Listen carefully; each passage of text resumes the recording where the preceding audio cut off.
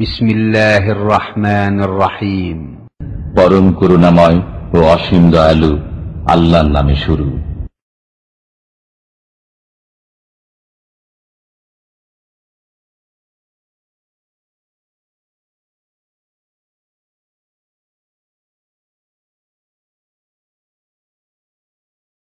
আসসালামু আলাইকুম ওয়া রাহমাতুল্লাহি ওয়া বারাকাতুহু।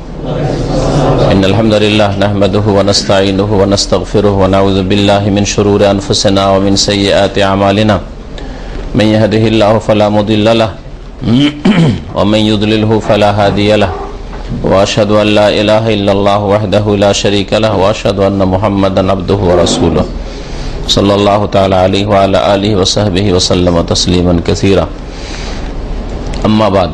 فقد قال المؤلف رحمه الله تعالى: باب من حقق التوحيد دخل الجنة بغير حساب.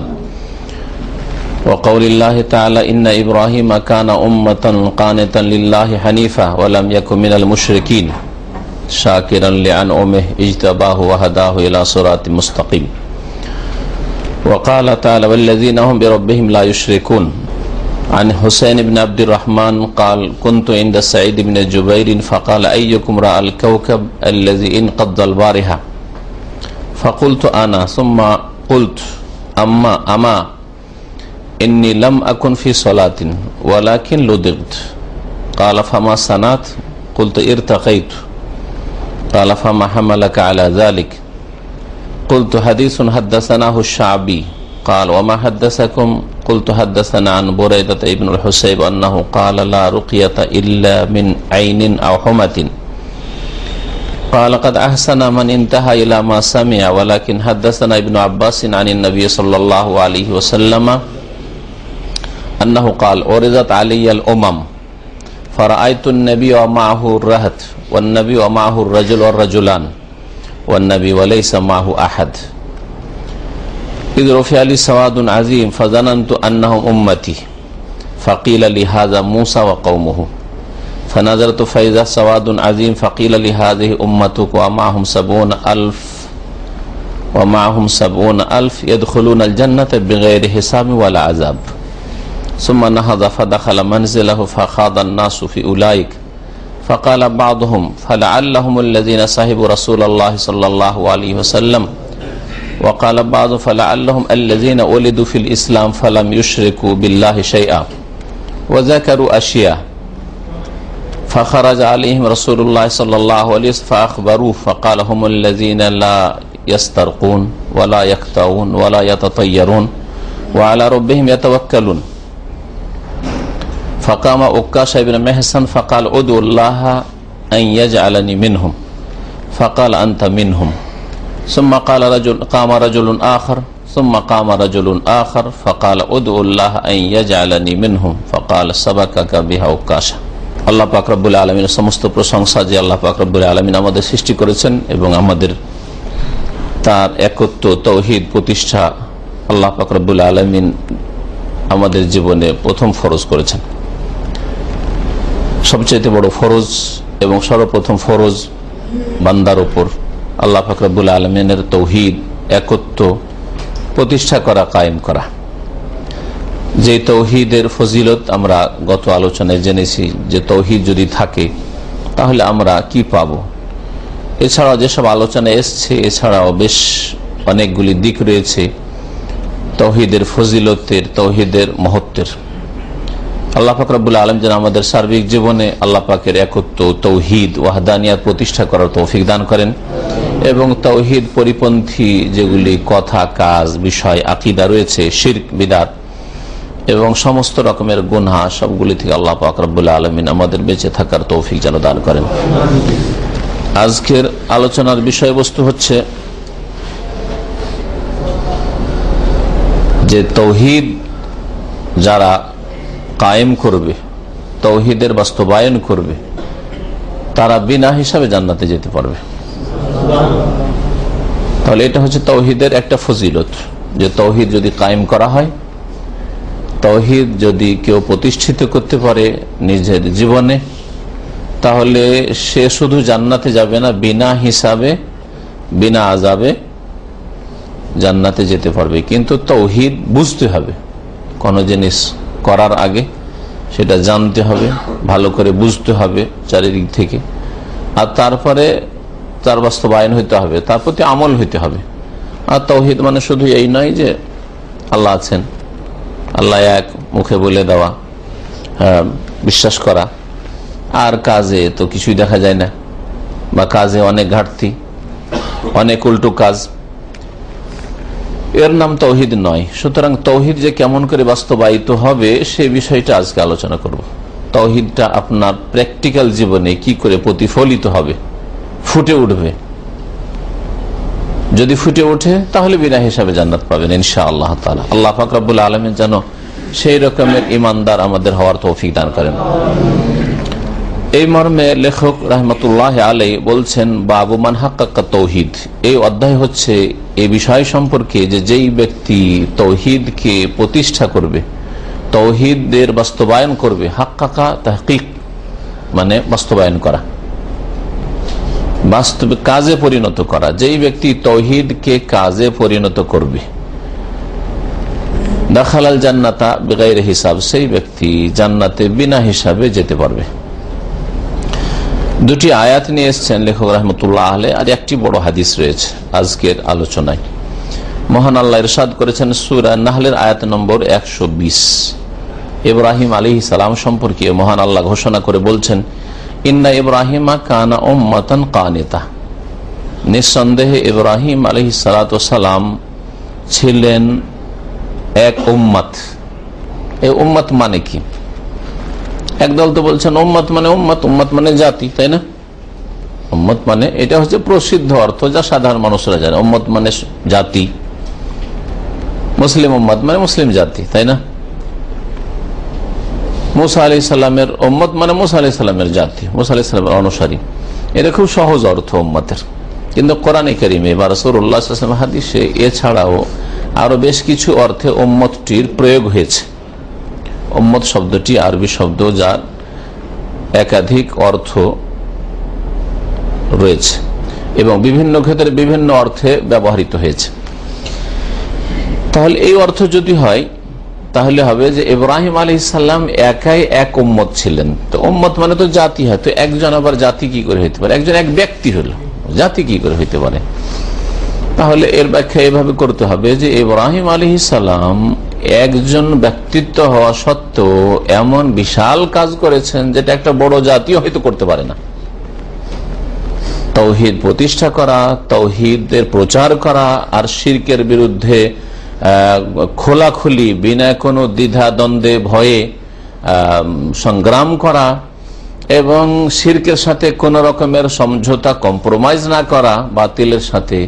এর জন্য বাড়ি ছাড়তে হয়েছে, দেশ ছাড়তে হয়েছে, বাপ বিতাড়িত করেছেন, আর এছাড়া বহু কোরবানি তিনি আল্লাহর রাস্তায় দিয়েছেন। কিন্তু তাওহীদকে তিনি হাতছাড়া করেননি। তাওহীদ রক্ষা করার জন্য ইরাক ছেড়েছেন, বাপের বাড়ি ছেড়েছেন, বাপ বাড়ি থেকে বের করে দিয়েছে। কোরআনে কারিমে এসব ঘটনা রয়েছে। লাইন লাম তানতাহি লাআরজুমান্নাকা ওয়াহজুরনি মালিয়া, তুমি যদি এসব কথা না ছাড়ো তাহলে তোমাকে পাথর দিয়ে মেরে শেষ করে দেবো, গুঁড়া করে দেবো। লাআরজুমান্নাকা, পাথর মেরে তোমাকে শেষ করে দেবো। ওয়াহজুরনি মালিয়া, আর না হলে চিরতরে তুমি আমার চোখের সামনে থেকে দূরে চলে যাও। তার বাবা কাফের মুশরিক আজহার এই কথাই বলেছিল। তিনি বাড়ি থেকে বেরিয়ে হিজরত করে চলে গেছিলেন শাম দেশে, ইরাক ছেড়ে শাম দেশে প্যালেস্টাইনে ফিলিস্তিনে হিজরত করে চলে গেছিলেন।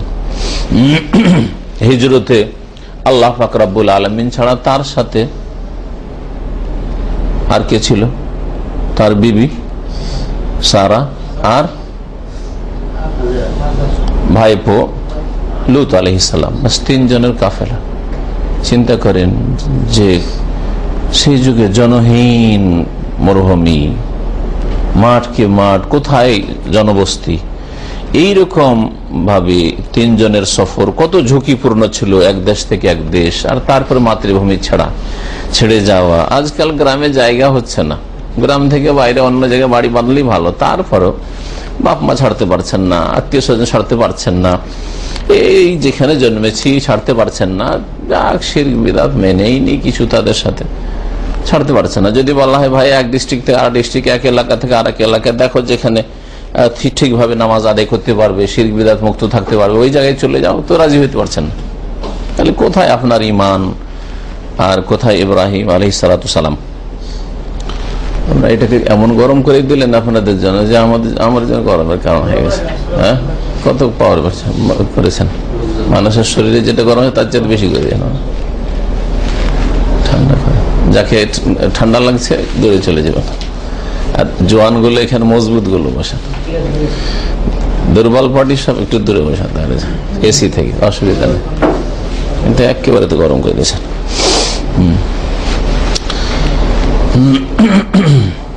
ইব্রাহিম আলাইহিস সালাম একাই এক উম্মত ছিলেন, মানে একাই এক উম্মতের, এক জাতির কাজ করেছেন, একটা অর্থ। আর একটা অর্থ উম্মত মানে যেটাই অধিকাংশ গবেষক মুহাক্কিকরা তাফসীরকাররা এখানে বলেছেন, সেটা হচ্ছে উম্মত মানে হচ্ছে ইমাম। আরবিতে উম্মত ইমামকে বলা হয়। উম্মত মানে ইমাম, যিনি নেতৃত্ব দেন, যিনি গাইড করেন, লিডার, কায়েদ। তাহলে তাফসীর খুব সহজ। ইব্রাহিম আলাইহিস সালাম কি ছিলেন? কানা উম্মাতান, তিনি ইমাম ছিলেন, ইমামুল মুসলিমিন। হ্যাঁ, ইমামুল আম্বিয়া, নবীদের ইমাম ছিলেন তিনি। অধিকাংশ নবীরা তার আওলাদ, হ্যাঁ, তার বংশের। সে ইসমাইল আলাইহিস সালামের বংশ ধরে হলে ইসমাইল আলাইহিস সালামের পরে মুহাম্মদ রাসূলুল্লাহ সাল্লাল্লাহু আলাইহি ওয়াসাল্লাম, আর আরেক ছেলে যে ইসহাক আলাইহিস সালামের বংশ হলে অধিকাংশ আম্বিয়া বনি ইসরাইলের সবগুলি নবী ওই বংশে। এছাড়াও যে কোনো তৌহিদ প্রতিষ্ঠাকারী মুমিন মুসলিমের সম্পর্ক, ইমানি সম্পর্ক, রুহানি সম্পর্ক ইব্রাহিম আলাইহিস সালামের সাথে। তো ইব্রাহিম আলাইহিস সালাম কি ছিলেন? ইমাম ছিলেন, আম্বিয়াদের ইমাম, মুসলিমদের ইমাম,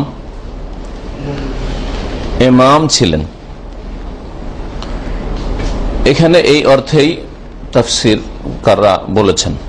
তবে আগের অর্থ হলে যেভাবে বললাম, যেভাবে ব্যাখ্যা হইতে পারে।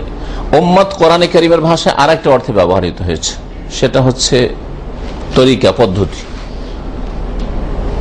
উম্মত মানে তরিকা, হ্যাঁ, উম্মত মানে বিধান, শরীয়ত, এই অর্থে ব্যবহার হয়েছে।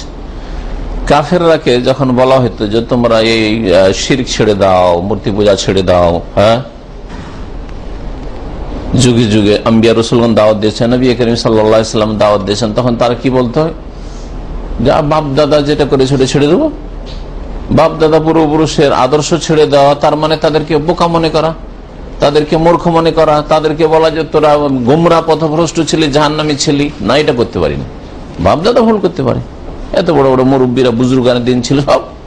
আজকাল বুজুর্গানের দিন আমাদের দেশের বিজাতি ভাইরা বলছে, আর তারা বলতো যে আমাদের আবা আনা, আমাদের পূর্বপুরুষরা।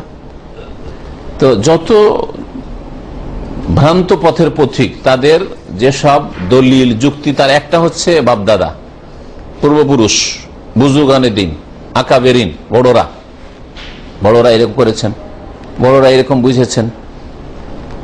তো এই মর্মে কোরআনে কারিমে একটি আয়াত আছে, ইন্না ওয়াজাদনা আবানা আলা উম্মাতিন। তারা বলতো যে আমরা আমাদের পূর্বপুরুষদেরকে, বাপদাদাদেরকে পেয়েছি আলা উম্মাতিন, এক আলা তারিকাতিন, এখানে এক তরিকা, পদ্ধতি, আদর্শের উপর পেয়েছি।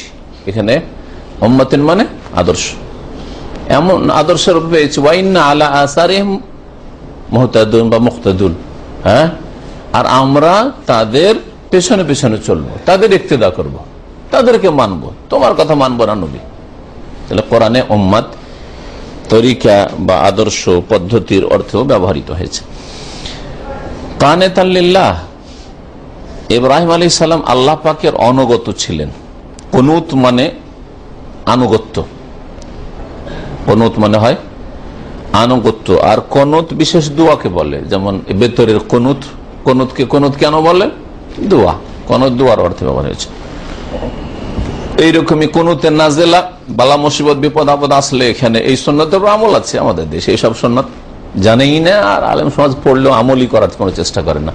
যতই বালা মুসিবত মুসলিমদের উপর আসুক, কখনো দেখেছেন যে মাগরিব এশা ফজরে আমাদের দেশের আলেম ওলামা কুনুত করেছে বা করতে বলেছে? না, ওই সুন্নত নাই। অথচ নবী করিম সাল্লাল্লাহু আলাইহি সাল্লাম 1 মাস ধরে কুনুতে নাজেলা মানে কাফেরদের জন্য বদদুয়া করা, আর মুমিনদের মুক্তির জন্য, হ্যাঁ, মুমিনদের বালা মুসিবত দূর করার জন্য আল্লাহ পাকের কাছে দোয়া করেছেন।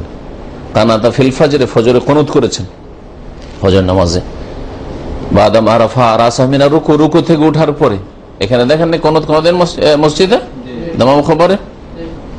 যারা পুরাতন লোক, ওই আপনার ইরাকের যুগে, সাদ্দামের যুগে কুনুত শুনেছেন, এখন আপনার সিরিয়ার সমস্যা, মুসলিমের জুলুম অত্যাচার করছে, যে অভিশপ্ত, তো এখন কুনুত চলছে, বিভিন্ন মসজিদে হচ্ছে। তো এই হচ্ছে কুনুত মানে দোয়া। তাহলে কুনুত দোয়ার অর্থে, আর কুনুতের শাব্দিক অর্থ হচ্ছে আনুগত্য। দোয়ার মধ্যে আনুগত্য রয়েছে, দোয়ার মধ্যে আনুগত্য রয়েছে, সেজন্য কুনুত মানে দোয়া। কোরআনে কারিমে একটি আয়াত রয়েছে, হাফিজু আলাস সালাওয়াতি ওয়াস সালাতিল উস্তা ওয়া কুমু লিল্লাহি কানিতিন। হাফিজু আলাস সালাওয়াত, তোমরা নামাজগুলির, সালাতগুলির, 5 ওয়াক্তের হেফাজত করো, ওয়াস সালাতিল উস্তা, আর বিশেষভাবে মধ্যবর্তী সালাতের অর্থাৎ আসরের নামাজের এখানে বলা হয়েছে তাফসিরে। এটা হচ্ছে সবচেয়ে বেস্ট মত, আর বাকি অন্য আরো মতে কেউ ফজর বলেছে, আর কোন নামাজ বলেছে, কিন্তু এখানে আসরটা কি বোঝানো হয়েছে এটাই ঠিক। বিশেষ করে আসরের নামাজের তোমরা হেফাজত করো, ওয়াকুমু লিল্লাহি কানিতিন, আর তোমরা আল্লাহর সামনে দণ্ডায়মান হও, দাঁড়াও। কানিতিন এর দুটি তাফসির, একটা হচ্ছে আনুগত্য সহকারে, কানিতিন আল্লাহর অনুগত হয়ে, কানিতিন মানে মুতিঈন, অনুগত হয়ে। আর তাফসির করা হয়েছে কানিতিন মানে নীরব হয়ে, কথা কাজ সব বন্ধ করে দিয়ে, সাকেতিন। এর দুটি তাফসির। যেই দিন এই আয়াত নাযিল হইল, সেই দিন থেকে নবী করিম সাল্লাল্লাহু আলাইহি ওয়াসাল্লামের সাহাবারা কেউ কারোর সাথে আর নামাজের ভিতরে কথা বলতেন না। তার আগে পর্যন্ত সাহাবিয়া নামাজ পড়তেন, ইউসাল্লাম আহাদুনা আলা সাহিবিহি, আর কেউ সালাম করলে সালাম আলাইকুম, নামাজে এসছে, পরে এলো আরেকজন নামাজ শুরু করে দিয়ে সালাম আলাইকুম, ওয়ালাইকুম সালাম, এইরকম কথা চলতো, সালাম বিনিময় চলতো। কারণ দিন ইসলাম ধীরে ধীরে এসছে, ওহি ধীরে ধীরে, একদিনে সবগুলি আসেনি। আমার জন্য আপনার জন্য একদিন চলে এসছে, এই নয় যে আপনি এখন নতুন নামাজ শুরু করেছেন, এই জন্য সালাম দেওয়া কয়েকদিন চলবে আর তারপরে বন্ধ করবেন, ওইটা চলবে না এখন। হ্যাঁ, নিউ মুসলিম হয়েছেন, জান এতদিন তো নামাজ পড়েন নেই, এখন শুরু করেছেন, সুতরাং ঘাটতি থাকে নামাজে, কিছুদিন পর পুরা করব, এটা চলবে না। কারণ আপনার জন্য আমার জন্য ফুল আকমালতুল লাকুম দীনাকুম, কমপ্লিট হয়ে গেছে দিন।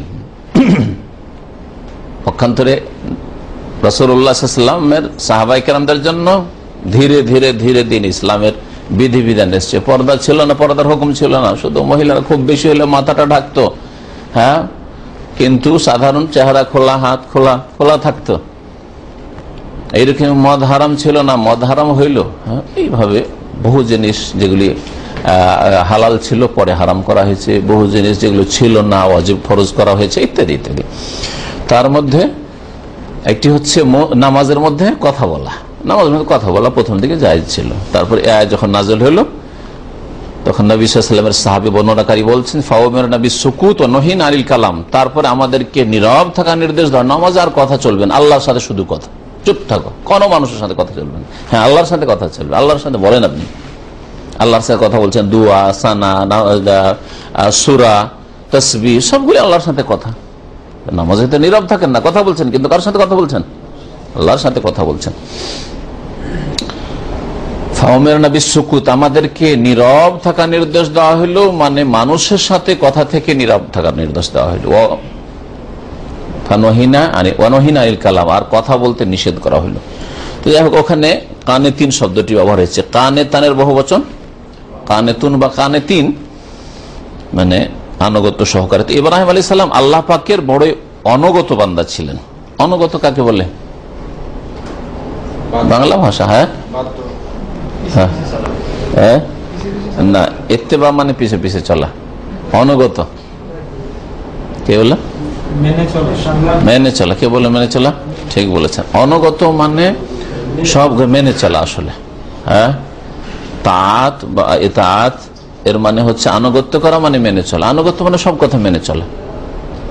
এই ছেলেটা বাপের অনুগত, মানে বাপের সব কথা মেনে চলে।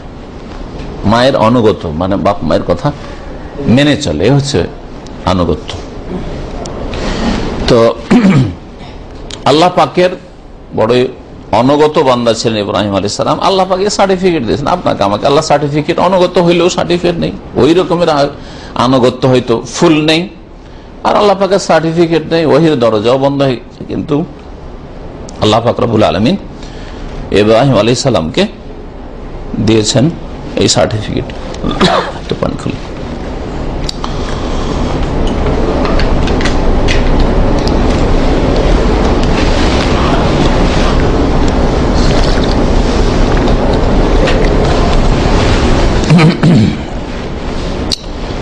হানিফান, হানিফান মানে হচ্ছে আল্লাহ অভিমুখী। হানাফায়াহ মানে ঝুঁকে যাওয়া। তো কোন দিকে ঝুঁকেছিলেন? উল্টো দিকে ঝুঁকলে উল্টো হয়ে যায়, আর যদি সোজা দিকে ঝুঁকেন সামনের দিকে তো আল্লাহর দিকে ঝুঁকলেন। তো তিনি ছিলেন বাতিল যত মতবাদ হইতে পারে, বাতিল যত কথা কাজ আকীদা হইতে পারে, সবগুলি থেকে ফিরে গিয়ে মাইলান ইলাল্লাহ, আল্লাহর দিকে ফিরেছিলেন, আল্লাহ অভিমুখী ছিলেন, আল্লাহর দিকে ধাবিত ছিলেন। ওয়ালাম ইয়াকুম মিনাল মুশরিকিন, আর তিনি মুশরিকদের অন্তর্ভুক্ত ছিলেন না। ইব্রাহিম আলাইহিস সালাম মুশরিকদের দলের ছিলেন না। আল্লাহ পাক এইভাবে কেন বলেছেন? এখানে আল্লাহ বলেছেন ইব্রাহিম মুশরিক ছিলেন না।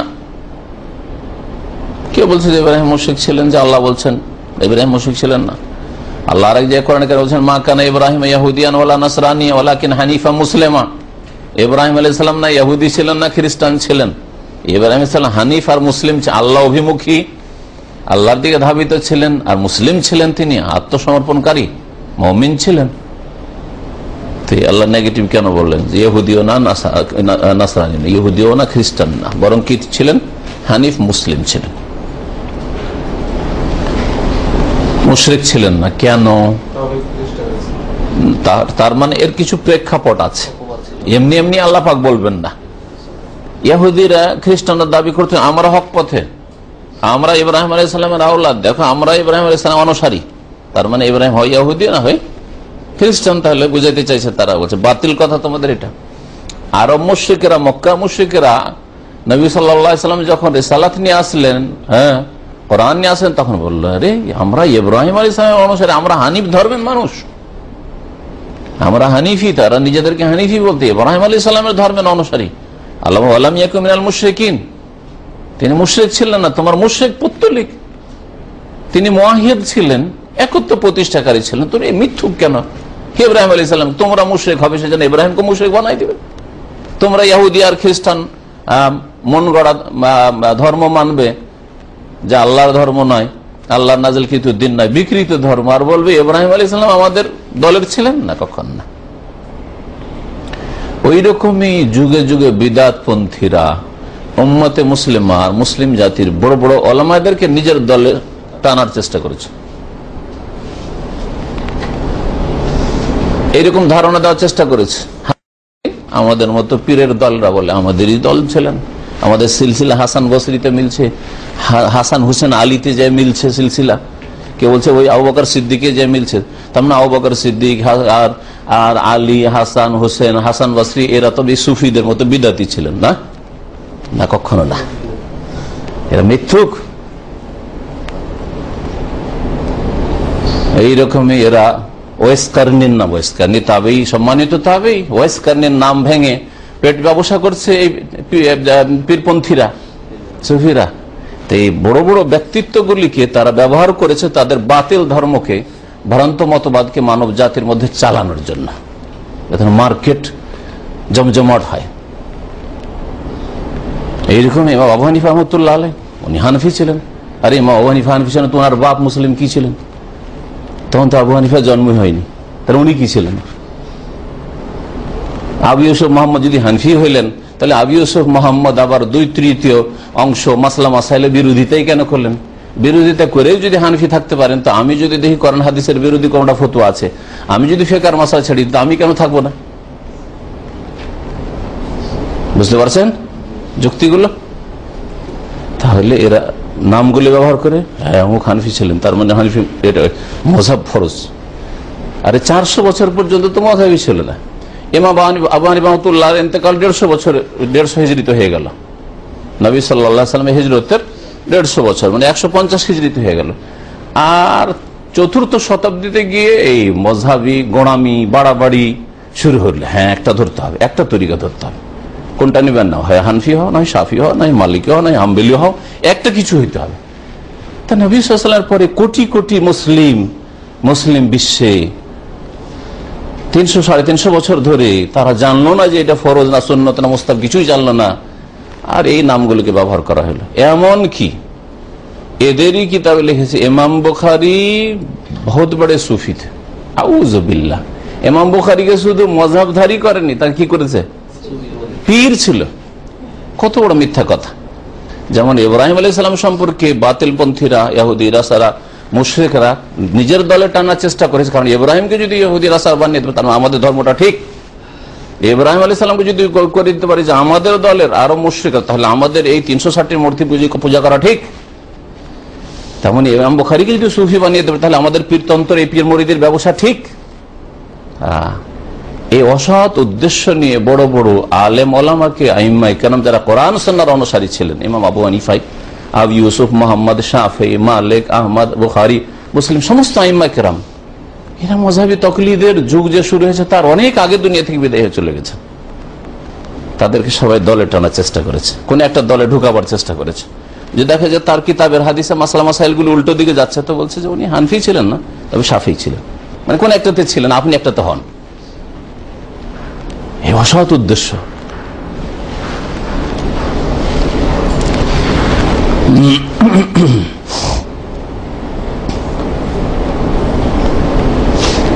ইব্রাহিম আলাইহিস সালাম মুশরিক ছিলেন না, শিরক মুক্ত ছিলেন। বড় শিরক, ছোট শিরক, তারপরে যে কোনো গুনাহ, এর আগে একদিন আলোচনায় বলেছি তাই না, মানুষ যে গুনাহ করে তার মানে তার তৌহিদে ঘাটতি আছে, ঠিক না? তৌহিদে ঘাটতি আছে, তার মানে এক ধরনের শিরক আছে, কুপ্রবৃত্তির অনুসরণ করা, এটা শিরক। আর মানুষ যে কোনো গুনাহ করে নিজের খেয়াল খুশিকে মেনে, আমার খুশিতে এটা লাগছে, আমার মর্জিতে এটা লাগছে, আমাকে এটা মজা লাগছে, কাউকে গান শুনতে মজা লাগছে, কাউকে ফিল্ম দেখতে মজা লাগছে, কাউকে জুয়া খেলতে মজা লাগছে, কাউকে হারাম খেতে মজা লাগছে, ইত্যাদি ইত্যাদি। তো এগুলি তৌহিদে যেহেতু ঘাটতি, তৌহিদের ঘাটতির কারণে, তৌহিদে ঘাটতি মানে শিরক কিছু আছে, বড় শিরক না তাহলে ছোট শিরক আছে। আল্লাহকে আলিম, আল্লাহকে খবীর, আল্লাহকে সামি, আল্লাহকে বসির, আল্লাহ পাকে 99টি নাম সবাই জানে, সবাই বিশ্বাস করে। কিন্তু এটা কতটা বিশ্বাস আপনার? আল্লাহ সবকিছু শুনছেন, তো আপনি এরকম কথা কেন বলছেন? আল্লাহ বসির, সবকিছু দেখছেন, তো আপনি আল্লাহর সামনে কি করে এটা কাজ করছেন? বাপের সামনে তো করবেন না, মায়ের সামনে করবেন না, তাই না? আল্লাহ আলিম, সবকিছু জানছেন, তো কি করে জানতে দিচ্ছেন আপনি? আপনার বসকে তো জানতে দেবেন না এই অপরাধটা। তাহলে বসকে আল্লাহর চাইতে বেশি ভয় করছেন আপনি, তাই না? সুবহানাল্লাহ, চিন্তা করেন আপনি।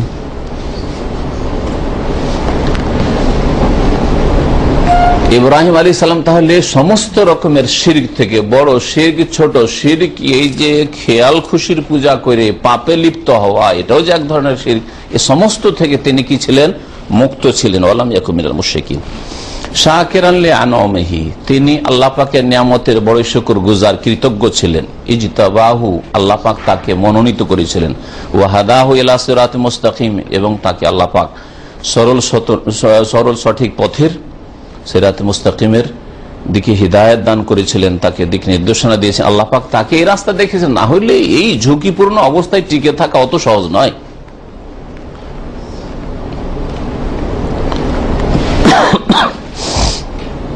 ওয়াকালা, এবং আল্লাহ পাক আরেকটা আয়াতের ইরশাদ করছেন, যে আয়াতটি আমরা শেষ করলাম, সে আয়াতটি হচ্ছে 120 নম্বর আয়াত সূরা নাহলের। মহান আল্লাহ সূরা মুমিনুনের আয়াত নম্বর 59 ইরশাদ করেছেন, ওয়াল্লাযীনা হুম বিরাব্বিহিম লা ইউশরিকুন, আর আল্লাহর নেক বান্দা, মুমিন বান্দা, জান্নাতি ওরাই যারা তাদের রবের সাথে, প্রতিপালকের সাথে শিরক করে না। তাহলে যারা শিরক মুক্ত তারাই হচ্ছে আল্লাহ পাকের নেক বান্দা। শিরকও করে, নামাজও পড়ে, শিরকও করে, রোজা, হজ, যাকাত, দান, খায়রাত, মাতা পিতার সেবা, এরা জান্নাতি নয়। জান্নাতীদের গুণাবলী পড়তে গিয়ে আল্লাহ পাক রব্বুল আলামিন বলছেন, ওয়াল্লাযীনা বিরাব্বিহিম লা ইউশরিকুন। প্রথম এরা শিরক মুক্ত হয়, এরা মাজারেও যায় না, যে মাজারে গিয়ে চাদর চড়াবো, ফুল চড়াবো, অথবা আশা রাখবো যে ফয়েজ আসবে, বরকত আসবে, জীবনে বরকত নেমে আসবে, ছেলেটাকে নিয়ে যাবে, ছেলেটা রোগ বালা মুসিবত থেকে মুক্ত থাকবে, এইসব শিরকি আকীদা রাখে না। হ্যাঁ, ওলিয়া উলিয়া দিতে পারে, এসব শিরকি আকীদা রাখে না। তাবিজ আমাকে রক্ষা করতে পারে, হ্যাঁ, এই বালা আমাকে রক্ষা করতে পারে, এই আংটি রক্ষা করতে পারে, বাড়ি বন্ধ করে ও মুক্ত তাবিজ তোমার করে বাড়ি বন্ধ করে রাখলে বাড়িতে বালা মুসিবত আসবে না, এসব শিরকি কাজ মুমিন করে না, জান্নাতীরা করে না। ওয়াল্লাযীনা বিরাব্বিহিম লা ইউশরিকুন, মুমিন বান্দা যারা জান্নাতি তারা তাদের রবের সাথে শিরক করে না। এই মর্মে হাদিস। আসুন এই হাদিসে কি রয়েছে? সত্যিকার অর্থে তাওহীদ প্রতিষ্ঠা করলে বিনা হিসাবে যে জান্নাত পাওয়া যাবে এর দলিল। হোসাইন বিন আব্দুর রহমান বলছেন, একজন তাবী, যে কুনতু ইনদা সাঈদ ইবনে জুবাইর রাহিমাহুমুল্লাহ তাআলা, আমি সাঈদ বিন জুবাইর রাহমাতুল্লাহ আলাইহির কাছে ছিলাম, তিনিও প্রখ্যাত তাবী। ফাকালা, তিনি বললেন, আইয়ুকুম রাআল কাওকাব, তোমাদের মধ্যে কে তারকা দেখেছে? আল্লাযী ইনকাযাল বারিহা, যেই তারকা গত রাতে আকাশ থেকে খসে পড়েছে। খসে পড়েছে অর্থ কি? শাব্দিক অর্থ করে ইনকাযা মানে কোন জিনিস খসে পড়া, ঝরে পড়া। আকাশ থেকে তারকা খসে পড়েছে মানে হ্যাঁ, উল্কা পিণ্ড। যে শয়তান যখন ওপর দিকে ঊর্ধ্ব গগনে আকাশের দিকে যাওয়ার চেষ্টা করে, তখন আল্লাহ পাকের পক্ষ থেকে ফাদবাউ শিহাবুন সাকে, উল্কা পিণ্ড দিয়ে আঘাত করা হয়, তখন তাতে জ্বলে খাক হয়ে যায়, ধ্বংস হয়ে যায় এই জিন শয়তান। জিনেরা গাইবী খবর জানার জন্য আকাশে কি ফয়সালা হচ্ছে, মালায়েকা ফেরেশতা আল্লাহ পাক রব্বুল আলামিনের কাছ থেকে ফয়সালা শোনার পরে আলাপ আলোচনা আপোষ করছে, আজকে এই ঘটনা ঘটবে, এটা হবে, এই হবে, আগামীকালকে এই হবে, আগামী বছরে এই হবে, আগামী দিনগুলিতে এই হতে যাচ্ছে, অমুক দেশে এই হতে যাচ্ছে, অমুক দেশে অমুকের পতন ঘটছে, অমুক নেতৃত্বে আসছে, ইত্যাদি ইত্যাদি যা কিছু হচ্ছে পৃথিবীতে, ব্যক্তির হোক জাতির হোক, হ্যাঁ, এগুলি যে ফয়সালা আল্লাহর পক্ষ থেকে, কুল্লা ইয়াউমিন হুয়া ফি শান, আল্লাহ পাক রব্বুল পতিদিন কোন না কোন সিদ্ধান্ত ফয়সালা করছেন ফেরেশতাদের মাঝে, আর ফেরেশতারা বিভিন্ন দায়িত্বে লেগে আছে, ওইগুলো শুনছে, আপোষ আলোচনা করছে। জিনেরা শোনার চেষ্টা করে, কেন? শোনার পরে এসে গণকদেরকে এসে বলবে, গণকদের সাহায্য সহযোগিতা হবে, আর গণকদের পূজা পাবে। গণকরা জিন পূজা করে, আর যার বিনিময়ে আকাশের কিছু সংবাদ দেওয়ার চেষ্টা করে। এটা হচ্ছে উল্কাপিণ্ডর রহস্য, জিনকে এইভাবে মারা হয়। তো জিজ্ঞেস করলেন যে আচ্ছা, আজকে রাত্রে, যে গত রাতে ওই রকম উল্কাপিণ্ড পড়তে দেখেছো আকাশ থেকে? ফাকুল, তো আমি বললাম, আনা, আমি দেখেছি। হোসাইন বিন আব্দুর রহমান বললেন, আমি দেখেছি। সুম্মাকুল, তো তারপরে বললাম, দেখেন আমি দেখেছি ঠিকই, কিন্তু আপনি ভাবিয়েন না যে আমি গভীর রাতে এইরকম দেখেছি, তার মানে আমি তাহাজ্জুদ পড়ছিলাম আর বড় মুসল্লি মানুষ, এইরকম আপনি এত ভালো ধারণা আমার সম্পর্কে রাখেন না। কারণ আপনি ভাবতে পারেন যে লোক তো সারা রাত মনে হয় জেগে তাহাজ্জুদই পড়ে। হ্যাঁ, না, ভুল ভেঙে দেওয়ার জন্য বলছেন, আমা শুনে রাখুন, ইন্নী লাম আকুন ফি সালাতিন, আমি কোনো নামাজে ছিলাম না যে তাহাজ্জুদ পড়তে উঠে দেখেছি। কারণ গভীর রাতে মানুষ সাধারণত তাহাজ্জুদ পড়তে উঠেছে, ভালো মানুষ এরকম ভাবতে পারে। আর চোর ডাকাত হলে তো চুরি করতে গেছে, তাই না? ফিল্ম দেখার লোক হলে, হ্যাঁ ফিল্ম দেখে আসছিল, সিনেমা দেখে আসছিল, যে যেমন হবে তো ওইরকমই ধারণা না হবে। ভাবিয়েন না যে আমি নামাজে ছিলাম, ওয়ালা কিন্নি লৌদ্যুক্ত, তাহলে এত গভীর রাতে কিভাবে জেগে থাকলাম আর দেখলাম কি করে উল্কাপিণ্ড খসে পড়তে? লোদেক্ত, আমাকে বিচ্ছুতে দংশন করেছিল। লাদা গায়াল দেখো মানে সাপ বিচ্ছুতে দংশন করা, আমাকে বিচ্ছুতে দংশন করেছিল, রাতে গভীর রাতে দংশন করেছে, কষ্টে ছিলাম যার ফলে ঘুম আসছিল, জেগেছিলাম। কালা ফামাসা নাতা, তখন তুমি কি করলে? বলতো, তখন আমি বললাম, ইর তাকাইতো, আমি দম করেছিলাম, ঝাড়ফুঁক করেছিলাম। কালা ফামা হামালা কালা জালেকে, এটা কে করতে বললো তোমাকে? এটা কিসের ভিত্তিতে তুমি করলে? দলিল প্রমাণ কিছু জানো? বলতো, তখন আমি বললাম, হাদিস, একটা হাদিস আমি জানি যে ঝাড়ফুঁক দম করা যায়, বিষ ঝাড়ার জন্য ঝাড়ফুঁক করা যায়। একটা হাদিস হাদ্দাসানাহু শাবি, যে হাদিসটি আমাদেরকে ইমাম শাবি রহমতুল্লাহ আলাইহি শুনিয়েছেন। কালা, তিনি বলছেন, ওমা হাদ্দাসাকুম, তখন বললেন, সাঈদ বিন জুবাইর জিজ্ঞেস করছেন যে কি হাদিসটা শুনিয়েছে তোমাদেরকে? কুলতু, তখন আমি বললাম, হাদ্দাসানা আন বুরাইদা ইবনে হুসাইব, ইমাম শাবি বর্ণনা করেছেন বুরাইদা ইবনে হুসাইব রাদিয়াল্লাহু তাআলা আনহু থেকে, আন্নাহু কাল, তিনি বলছেন, লা রুকিয়াতা ইল্লা মিন আইনিন আও হুমাতিন, ঝাড়ফুঁক দম করা নেই, তবে যদি বদনজর লাগে, আইন মানে কারো নজর লাগে, মানে বদনজর লাগে, ভালো নজর লাগলে তো ক্ষতি হয় না, কিন্তু বদনজর খারাপ দৃষ্টিতে দেখলে, হিংসা দৃষ্টিতে, অথবা কিছু লোকের নজরই খারাপ থাকে, এটা প্রাকৃতিক ভাবে ওর মধ্যে হয়তো আছে। ও যদি খারাপ নিয়ত নাও করে, হিংসা না করে, শত্রুতা দুশ্মনী নাও করে, তবুও নজর লেগে যেতে পারে। এইরকম লোককে ভালো জিনিস দেখা থেকে বেঁচে থাকা উচিত। এবং যদি নজর পড়ে যায় কারো ভালো জিনিসে, কারো ভালো সুন্দর ছেলে, সুন্দর গাড়ি, বাড়ি, কোনো কিছু নজর পড়ে, তো বলবে মাশাআল্লাহ, মাশাআল্লাহ, মাশাআল্লাহ বলে, মাশাআল্লাহ বললে বদ নজরটা লাগবে না। এটা হচ্ছে শরীয়তি তদবির, উপায়। আপনি কারো ক্ষতি করা থেকে নিজেকে বাঁচিয়ে রাখার জন্য, আর আপনার ক্ষতি অনিষ্ট থেকে অন্যকে বাঁচিয়ে রাখার জন্য। কারণ আপনার দ্বারা কেউ ক্ষতিগ্রস্ত হবে, তো সে ক্ষতিগ্রস্ত হলো, আর আপনি, আপনার দ্বারা যেহেতু ক্ষতি হলো, সেই জন্য আপনি গুনাহগার হবেন, তো যাতে আপনিও গুনাহগার না হন আর আপনার কারণে অন্যরা ক্ষতিগ্রস্ত না হয়। আর আজকাল তো হিংসুক লোকের অভাব নেই, উপরন্তু হিংসা না থাকলে অনেক সময় যখন নজর লেগে যেতে পারে, তাহলে হিংসা যদি হয়, কারো ভালো তেলাওয়াত শুনলো, কি শুনলাম তেলাওয়াত, অমুকের ছেলের না, বদনজর লেগে যেতে পারে, বলে মাশাআল্লাহ। হ্যাঁ, একটা কারো মোটা সোটা ছেলে দেখলেন, স্বাস্থ্য ভালো, আপনার ছেলেটা কত মোটা, না কখনো এরকম বলবেন না, জাহেল মূর্খদের কথা, মানে মাশাআল্লাহ আপনার ছেলে, মাশাআল্লাহ সুন্দর। হ্যাঁ, এইরকমই যে কোন নতুন গাড়ি নিয়েছে, মাশাআল্লাহ, একটা গরিব মানুষ দেখছেন নতুন গাড়ি, আর বরদাস্ত হয় না, আরে আমার চাইতে নতুন গাড়ি রে, আমি এতটা ইনকাম করি, আরে এত সুন্দর গাড়ি পেলে কোথায় গো, না না এরকম কখনো বলে, মাশাআল্লাহ, মাশাআল্লাহ পাকের নিয়ামত। আল্লাহ যা চান, আল্লাহ যেমন চান, মাশাআল্লাহ, মানে আল্লাহ চেয়েছেন আপনাকে দিয়েছেন, আল্লাহ চাইলে আমাকে দেবেন, হিংসা করার কিছু নাই। এইটা হচ্ছে মাশাআল্লাহর উদ্দেশ্য। তাহলে আপনার মধ্যে যেন হিংসা নেই, আর যদি শয়তান হিংসা ঢুকায়, তো হিংসা মুক্ত হওয়ার জন্য আপনি ঘোষণা করেই দিলেন, হ্যাঁ, আমি ওসব হিংসা রাখি না।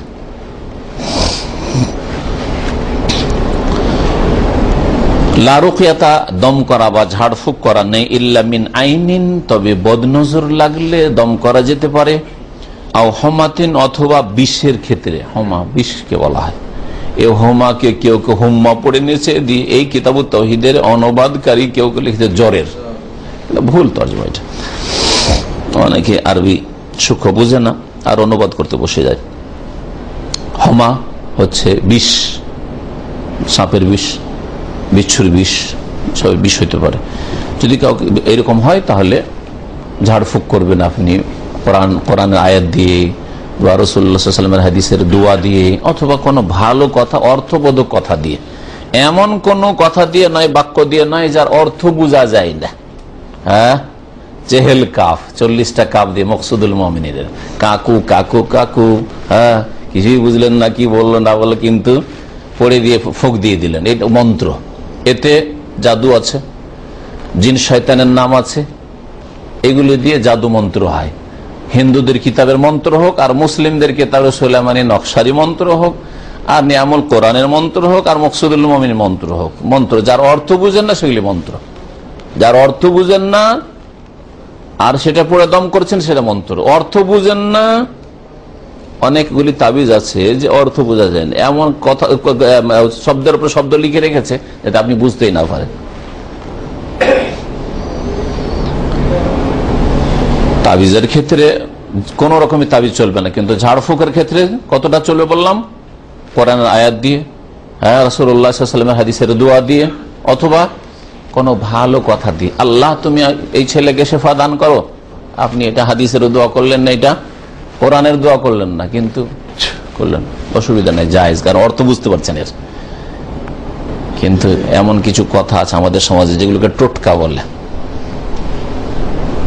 বলতে পারেন উদাহরণস্বরূপ এরকম কিছু টোটকা আছে, অর্থ বোঝা যায় না, কিন্তু অমুক রোগে বা অমুক অসুবিধায় যদি এটা পড়ে তাহলে আর এরকম করবে না।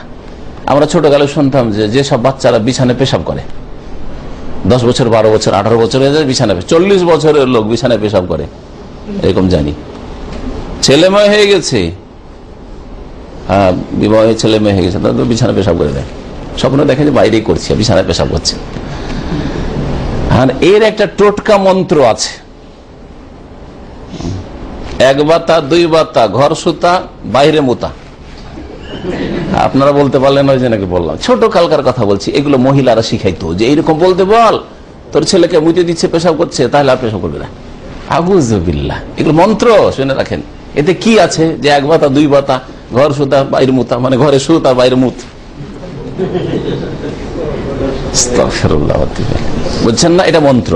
তো এইরকম উদাহরণ আপনি আপনার লাইফে যে কোনো উদাহরণ নিতে পারেন, যেগুলির কোনো এরকম অর্থ নাই, আল্লাহর কাছে কিছু চাইলেন এরকম, অথবা অর্থ বুঝতে পারছেন কিন্তু রসুলের নাম, হাসান হুসাইন, বড় পীরের নাম, খাজা বাবার নাম, ফেরাউনের নাম, 7টা সুদখোরের নাম, গরুর পায়ে ঘা হইলে এলাকার 7টা বড় বড় সুদখোরের নাম লিখে লটকাইতে হবে তাবিজ করে। এটা আমাদের এলাকায় ছিল, মুসলিমরা করতো, অনেকে শুনেছেন, যারা মুরব্বী বয়স্ক লোকেরা এগুলো শুনে। আর এগুলি কুফরি কাজ, শিরকি কাজ, কথা বুঝতে পেরেছেন? যদি দমও করেন, হ্যাঁ, তারপরও এগুলো শিরক। জি, প্রশ্ন পড়ে, হ্যাঁ, তাবিজের কিতাব, শয়তান হামান দিয়ে তাবিজ করা, জি জি, এগুলো শিরক, সব বড় শিরক। তো যখন এই হাদিসটা শোনালেন বুরায়দা বিন হুসাইব থেকে, সাহাবী রাহমাতুল্লাহ আলাইহি বর্ণনা করেছেন, তখন তিনি বললেন, সাইদ বিন জুবাইর বললেন যে ভালো কথা, কাদ আহসানা মান ইনতাহা ইলা মা সামিয়া, ওই ব্যক্তি ভালোই কাজ করে যে যতটা শুনেছে ততটার প্রতি ক্ষান্ত হয়, মানে ততটার প্রতি আমল করে। এটা কোনো মন্দ কথা না, তুমি যেটা শুনেছো সেটা আমল করছো, এটা ভালোই কথা, এটা খুব উদারতার কথা আর ভালো কথা। ধরেন একটা লোক আসলে ভুল করছে, ভাই এটা কেন করলেন, এইভাবে নামাজ কেন পড়লেন, কেন বলছে ভাই আমি একটা জানি যে এরকম হাদিস নাকি আছে, আর সুতরাং ওই হাদিসটা মোতাবেক আমল করছি, তাহলে আপনি তারপরে ওকে আর তিরস্কার করবেন না। আপনি জানেন না এই হাদিসের কি অবস্থা, এই সেই না, বলেন ঠিক আছে, আপনি যতটা শুনেছেন আপনার জ্ঞান মোতাবেক আপনি আমল করেছেন, কিন্তু আমার কাছে অতিরিক্ত কিছু জ্ঞান আছে, ওই হাদিসটাও শুনে রাখেন। আসলে ওই যে হাদিসটার কথা বলছেন সেটা জয়ীফ বা দুর্বল, বা আসলে ওইটা দেশি হাদিস, আসলে হাদিস নয়, মানে মানুষের মুখে মুখে হাদিস, সহি হাদিস হচ্ছে এইরকম, তাহলে লোকটা আপনার ভালো কথা কবুল করবে, ঠিক না? বুঝলেন না উদাহরণটা? কিন্তু ওকে যদি প্রথমখানে মাথা একটা বাড়ি দেন, কি জানো তুমি, না আমি জানি বেশি তোমার চাইতে, কিছুই কবুল করবে না আমার কাছ থেকে। তো সাইদ বিন জুবাইর রাহমাতুল্লাহ আলাইহি মানুষকে দাওয়াত দেওয়ার, মানুষকে ভালো কথা শিখাবার একটা হিকমত, যে ঠিক আছে তুমি এটা হাদিস শুনেছো যে ঝাড় ফুঁক কোন ক্ষেত্রে করা যায়, বদনজর লাগলে আর বিষের ক্ষেত্রে, তাহলে কাদ আহসানা মান ইনতাহা ইলা মা সামিআ, যে যতটা শুনেছে আর ওখানে ক্ষান্ত অতটা আমল করে, তো ভালোই করেছে সে, অন্ধ কাজ তুমি করনি। তবে শোনো, তবে এর চাইতে ভালো তোমাকে বলছি, এটা যদি করো তারও ভালো। ওয়ালাকিন হাদাসানা ইবনে আব্বাস আনিন নবী সাল্লাল্লাহু আলাইহি ওয়াসাল্লাম, তবে আমাদেরকে আব্দুল্লাহ বিন আব্বাস রাদিয়াল্লাহু তাআলা আনহুমা নবী করিম সাল্লাল্লাহু আলাইহি ওয়াসাল্লাম থেকে হাদিস শুনিয়েছেন, আন্নাহু কাল, তিনি বলছেন, মানে রাসূলুল্লাহ বলছেন, ওরিজাত আলাইয়াল উমাম, আমার সামনে অনেক উম্মতকে পেশ করা হলো, হ্যাঁ, বিভিন্ন উম্মতকে আমার সামনে পেশ করা হলো। নবী সাল্লাল্লাহু আলাইহি ওয়াসাল্লামের সামনে পেশ করা হয়েছিল উম্মতের নেকি, একটা হাদিসে রয়েছে ওরিজাত আলাই উজুর উম্মতি, এখানে আছে আমার সামনে উম্মতদেরকে পেশ করা হলো লাইন ধরে, আদম আলাইহিস সালামের যুগের লোক, এগুলো হচ্ছে নূহ আলাইহিস সালামের যুগের লোক, এগুলো হচ্ছে ওই আপনার ইব্রাহিম আলাইহিস সালামের যুগের লোক, এটা মুসা আলাইহিস সালামের যুগের লোক, এগুলো হচ্ছে ঈসা আলাইহিস সালামের অনুসারী, এইভাবে উম্মত পেশ করা হলো, বিভিন্ন উম্মতকে। ফারাআইতুন নবী, আমি কোন কোন নবীকে দেখলাম, মাহুর রাহাতু, যে তার সাথে একটা ক্ষুদ্র দল আছে, রাহাত মানে ছোট দল, সাধারণত রাহাত বলা হয় 3 থেকে 10, এইরকম ক্ষুদ্র দল। ওয়ান নবী ওয়া মাহুর রাজুল ওয়া রাজুলান, আর কোন কোন নবীকে দেখলাম যে তার সাথে তার উম্মত 1 জন অথবা 2 জন, মাত্র 2 জন ইসলাম কবুল করেছে, ঈমান নিয়ে এসেছে, এমনও নবী চলে গেছেন, 1 জন শুধু মেনেছে। ওয়ান নবী ওয়া লাইসা মাহু আহাদ, আর এমন নবী দেখলাম আমার সামনে দিয়ে চলে গেলেন যিনি নবী, তার সাথে কেউ নেই, 1 জনও ঈমান নিয়ে আসেনি। আর এরকমটা হয়েছে ভারত উপমহাদেশে, এমন নয় যে 5000 বছরের ইতিহাস চলে যাচ্ছে, আর্যদের ইতিহাস পার হয়ে চলে যাচ্ছে, আর মূর্তি পূজা চলে যাচ্ছে হিন্দু ধর্মের, হ্যাঁ, আর কোন নবী রসুল আল্লাহ পাঠালেন না, অজ্ঞ করে দিলেন, এটা হইতেই পারে না। ওয়াইন মিন উম্মাতিন ইল্লা খালা ফিহা নাযির, আল্লাহ বলেন যে কোন উম্মতি সতর্ককারী অবশ্যই এসেছে। ওমা কুন্না মুআযযিবিনা হাত্তা নাবাসা রাসূলা, কোন জাতিকে আমি আযাব দেব না জাহান্নামের যতক্ষণ পর্যন্ত রাসূল না পাঠাবো। সতর্ক যতক্ষণ না করেছে আল্লাহ শাস্তি দেবেন না। কিসের ভিত্তিতে আল্লাহ শাস্তি দেবেন না? তো বান্দা বলবে যে আল্লাহ আমি তো জানি না ইসলাম, ঈমান, তাওহীদ, আখিরাত, জান্নাত জাহান্নামের নামই শুনিনি, ঠিক না?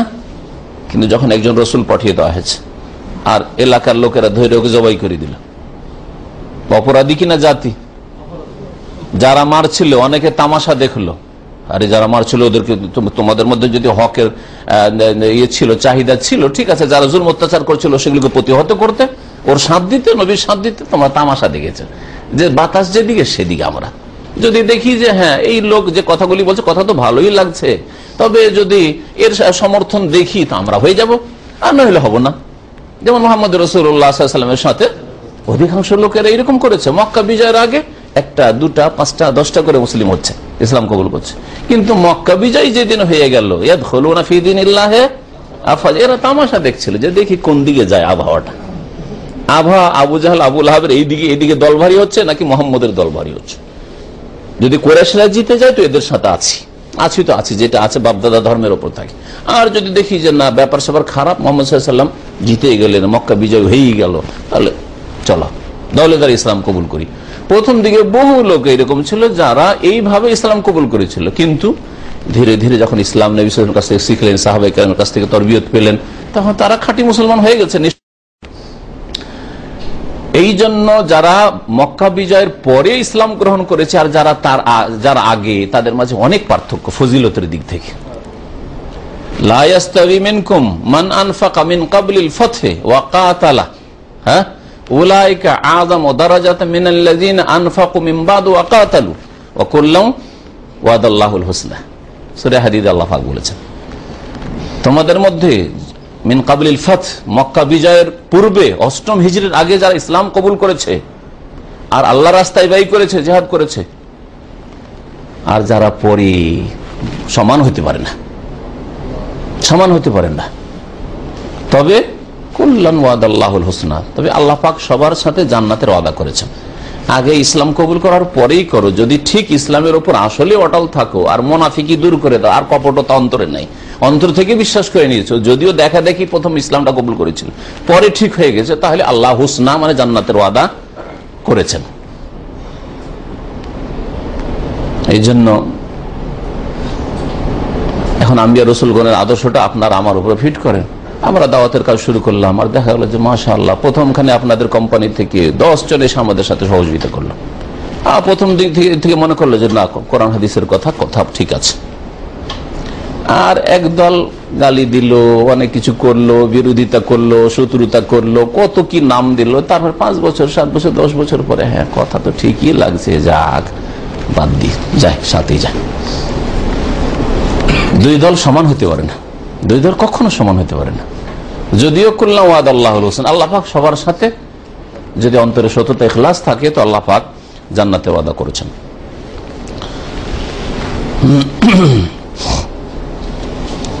তো এমনও নবী আসবেন যে একজন উম্মতি পাননি, গিয়েছেন হেদায়েত করার জন্য, হয়েছে কি তাহলে? গিয়েছে, হয়তো প্রথম দিনে মেরে দিয়েছে, আর না হলে 2-4-10 দিন ধমক টমক দিয়েছে, তারপরে খুন করে দিয়েছে, মুখ বন্ধ করে দিয়েছে, আর বলতে দেয়নি, বেঁধে রেখেছে। কানু ইয়াকতুলুনা আল আমবিয়া, আল্লাহ কি বলেননি একটা নবী খুন করার কথা? বহু নবীকে ইহুদিরা খুন করেছে, এরকম বহু নবীকে মুশরিকরা পত্তলিকরা খুন করতে পারে না? অবশ্যই করেছে, কিন্তু আল্লাহ নবী বিহীন কোন জাতিকে রাখেননি, নবী পাঠিয়েছেন। এরকম ইতিহাস পাওয়া যায় ভারত উপমহাদেশের যে অনেক ভালো লোকেরা, তারা বলেছে যে এই দেখো মূর্তি পূজা ঠিক নয়, এগুলি শিরক, এগুলি কুফর, এগুলি পাপ, এক ব্রহ্মা আছে, যেমনই বলেছে ওকে খুন করেছে। এটা ইতিহাস পাওয়া যায় ভারতের ইতিহাস। মানে ভারত মানে শুধু ভারত বলছেন, ভারত, বাংলাদেশ, পাকিস্তান সবগুলি মিলে, থাইল্যান্ড, আপনার বর্মা সব মিলে, নেপাল, এমন নয় যে এত বিশাল এলাকাকে একেবারে আল্লাহ পাক রব্বুল নবীবিহীন, নবী থেকে একবার শূন্য রেখে দিয়েছে, এটা কখনো হয়নি।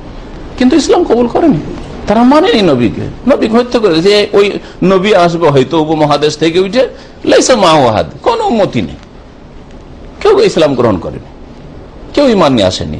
এটা নবী সাল্লাল্লাহু আলাইহি ওয়াসাল্লামের আবির্ভাবের আগের যুগের কথা বলছি। নবী সাল্লাল্লাহু আলাইহি ওয়াসাল্লাম আসার পরে আর কোন নবী আসেওনি, আর আসবেও না, ঠিক না? 1400 বছরের মধ্যে কিন্তু ঈসা আলাইহিস সালামের যুগে, মুসা আলাইহিস সালামের যুগে, ইব্রাহিম আলাইহিস সালামের যুগে, জাকারিয়া ইয়াহিয়ার যুগে, এইদিকে জাকারিয়া ইয়াহিয়া ইব্রাহিম মুসা ঈসা, আর শুধু শাম আর প্যালেস্টাইন আর উর্দুন এগুলোতে, আর ভারত উপমহাদেশে ফিলিপাইনে যেখানে মানুষ সেখানে নবী নেই, এটা হবে না। অবশ্যই নবী হয়েছে, অবশ্য নবী এসেছে, তবে কে নবী না এটা বলার এখতিয়ার আমার আপনার নেই। এই জন্য এই ব্যাপারে যে বাড়াবাড়ি করে বুদ্ধদেব নবী হইতে পারে, গোমরাহ, ভুল কথা বলেছে। রামকৃষ্ণ রাম নবী হইতে পারে, রাম নাম গুমরাহ, ভুল কথা। হতে পারে আবার নাও হইতে পারে, হতে পারে আবার নাও হইতে পারে। সেই জন্য বলবো না যে অমুক নবী ছিল বা কিছু, নাম ধরে কারো কথা বলবো না, কারণ আল্লাহ পাক নাম ধরেনি। 25 জনের নাম আল্লাহ কোরআনে কারীম উল্লেখ করেছেন, এই 25 জনের কথা বলবো। তারপর যতই ভালো মানুষ জাতির ইতিহাসে দেখি, তারপরে বলবো না যে অমুক হয়তো অমুক দেশের নবী ছিল, কথা বলবো না।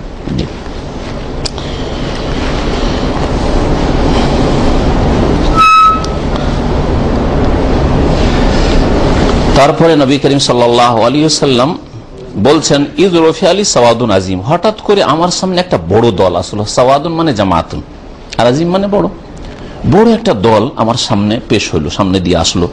ফাজানান্ত, তখন এদেরকে দেখে আমি চিন্তা করলাম, আন্নাহু উম্মতি, এরাই আমার উম্মত হবে, কারণ আমার উম্মতের লোক তো অনেক হবে। আল্লাহ পাক আমাকে আগে ভবিষ্যৎবাণী করেছেন, তোমার উম্মত সবচেয়ে বড় উম্মত হবে। বেশি লোক দেখে তিনি এই কথা ভাবলেন। তাহলে এইরকম ভাবা অনেক সময় ভুল হতে পারে, আসলে ভুল ছিল ভাবাটা, কিন্তু ভাবা নাজায়েজ নয়। ভালো এই জন্য ধারণা করা, সুধারণা করা নিষিদ্ধ নয়, কুধারণা নিষিদ্ধ। ইন্না বাদা জান্নে ইসমুন, আল্লাহ বলেছেন সবগুলি ধারণা গুনাহ নয়, কিছু কিছু ধারণা আছে, কল্পনা জল্পনা আছে, সেটা কি গুনাহ। আল্লাহ কিছু বলেছেন বাদ, তাহলে বোঝা যাচ্ছে কিছু কিছু ধারণা আছে যেগুলি নেকির কাজ। যেমন আপনি ক্যাম্প থেকে বাড়ি আসছেন, আর ক্যাম্প বস যদি এইরকম ধারণা করে যে ছেলেটা তো ভালোই, তো হয়তো কিছু ইসলাম শিখার, দিন শিখার জন্যই যাচ্ছে, ইসলামী সেন্টারে যাচ্ছে, এটা তো একটা ধারণা হইল। আর একটা ধারণা যে এই ধান্দাবাজ, এ যাচ্ছে বাইরে কোথাও পার্ট টাইম করবে বা ধান্দাবাজি করবে, অথবা কোথাও যাচ্ছে কোনো বাজে কাজের জন্য যাচ্ছে, সে আপনার বসই হোক অথবা কোনো ব্যক্তি হোক, আপনার রুমমেট, আপনি রুম থেকে বাইরে যাচ্ছেন আর রাতে একটু বেশি রাতে যাচ্ছেন। খারাপ প্রকৃতির মানুষ ভালো মানুষ সম্পর্কেও খারাপ ধারণাই করে, এত রাতভর কোথায় কাটিয়ে আসে, নিশ্চয়ই কোনো আজে বাজে কাজ করে, আড্ডা দেয়, অথচ আপনি ইসলামী সেন্টারে হয়তো দিন শিখছেন, ঠিক না?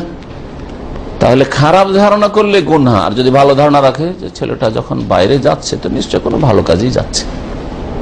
রাতের অন্ধকারে, রাত 12টা 1টার সময় আপনি দেখছেন যে বেচারা একটা মহিলা বাড়ির বাইরে দাঁড়িয়ে আছে, রাস্তায় দাঁড়িয়ে আছে। এবার রাস্তা অনেক সময় মহিলারা এরকম গভীর রাতে দাঁড়িয়ে থাকে না? এখন আপনার ব্রেনে কথা আসতে পারে যে খারাপ চরিত্রের মহিলা দাঁড়িয়ে আছে, কোন সাথী সঙ্গীর জন্য দাঁড়িয়ে আছে, হারাম এইরকম কুধারণা করা।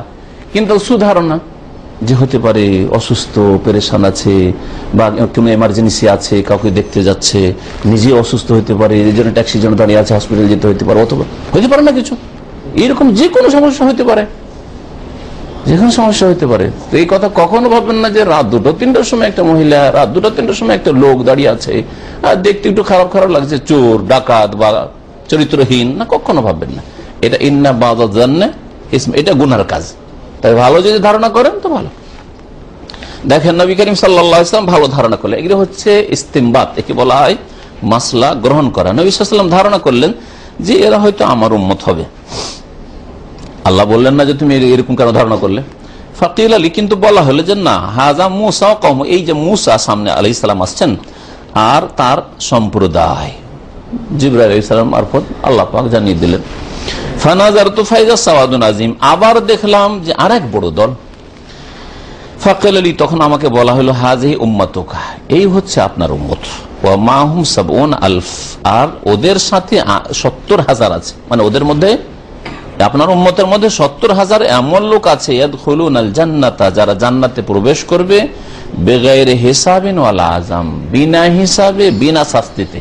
ওদের কোনো হিসাবও হবে না, আর কোনো আযাব শাস্তিও হবে না। কবরের আযাব, জাহান্নামের আযাব, হাসরের মাঠে আযাব না, এরকম কোনো আযাবও হবে না। আর হাসরের মাঠে গিয়ে এটার হিসাব দাও, এটার হিসাব দাও, এটার হিসাব দাও, এই কেন করেছো, এই কেন, তোমার যৌবনের হিসাব দাও, তোমার বয়সের হিসাব দাও, আল্লাহ পাক হিসাব নেবেন না। বান্দা আসতে ওর আমল নামা আসতে, ডান হাতে আমল নামা আসবে না হিসাবে জান্নাত। সুবহানাল্লাহ, আল্লাহুম্মা জাআলনা মিনহুম। আল্লাহ যেন আমাদেরকে সেই দলে শামিল করেন। বিনা হিসাবে বিনা আযাবে জান্নাতে প্রবেশ করবে। সুম্মা নাহাযা, তারপরে এই কথা বলে দিয়ে নবী করিম সাল্লাল্লাহু আলাইহি ওয়াসাল্লাম দাঁড়িয়ে গেলেন, উঠে গেলেন। ফাদাখালা মানজিলাহু, আর নিজ বাড়িতে প্রবেশ করলেন, বাসায় ঢুকে গেলেন। ফাখাযান নাসু ফি উলাইকা, মসজিদে নববীতে কথাবার্তা চলছিল। আর নবী সাল্লাল্লাহু আলাইহি ওয়াসাল্লাম নিজের কক্ষে উম্মাহাতুল মুমিনিন হুজরাগুলি, আপনার ওই যে মহিলা সেকশনের দিকটা রয়েছে, ওই দিকটাই লম্বা হয়ে 9 বিবির কক্ষ ছিল। আর মা আয়েশা রাদিয়াল্লাহু তাআলা হুজরাতে নবী সাল্লাল্লাহু আলাইহি ওয়াসাল্লামের কবর, এখন বর্তমান যে কবর, ওইটা মা আয়েশা রাদিয়াল্লাহু তাআলা হুজরা, ওইটা কখনো মসজিদের অংশ ছিল না। মসজিদে কবর দেওয়া হয়নি, আর ওইটা কবর দেওয়ার পরে মসজিদ তৈরি করা হয়নি।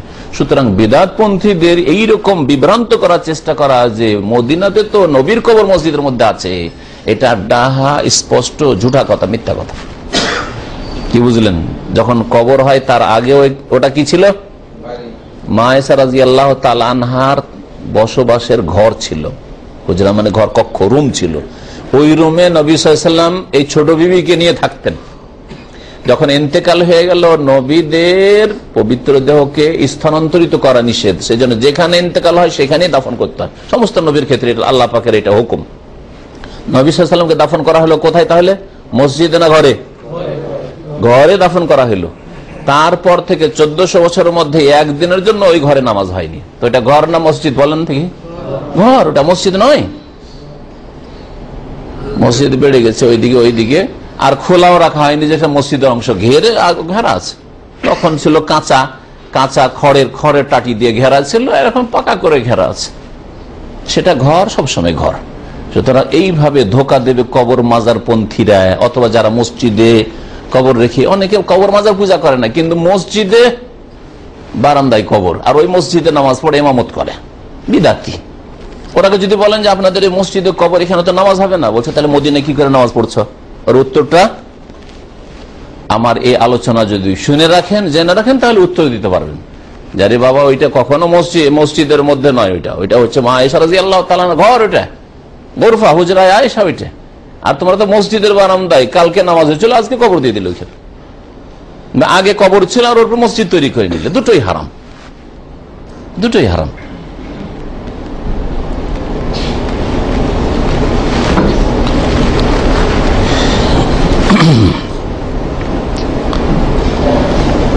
নবী করিম সাল্লাল্লাহু আলাইহি ওয়াসাল্লামকে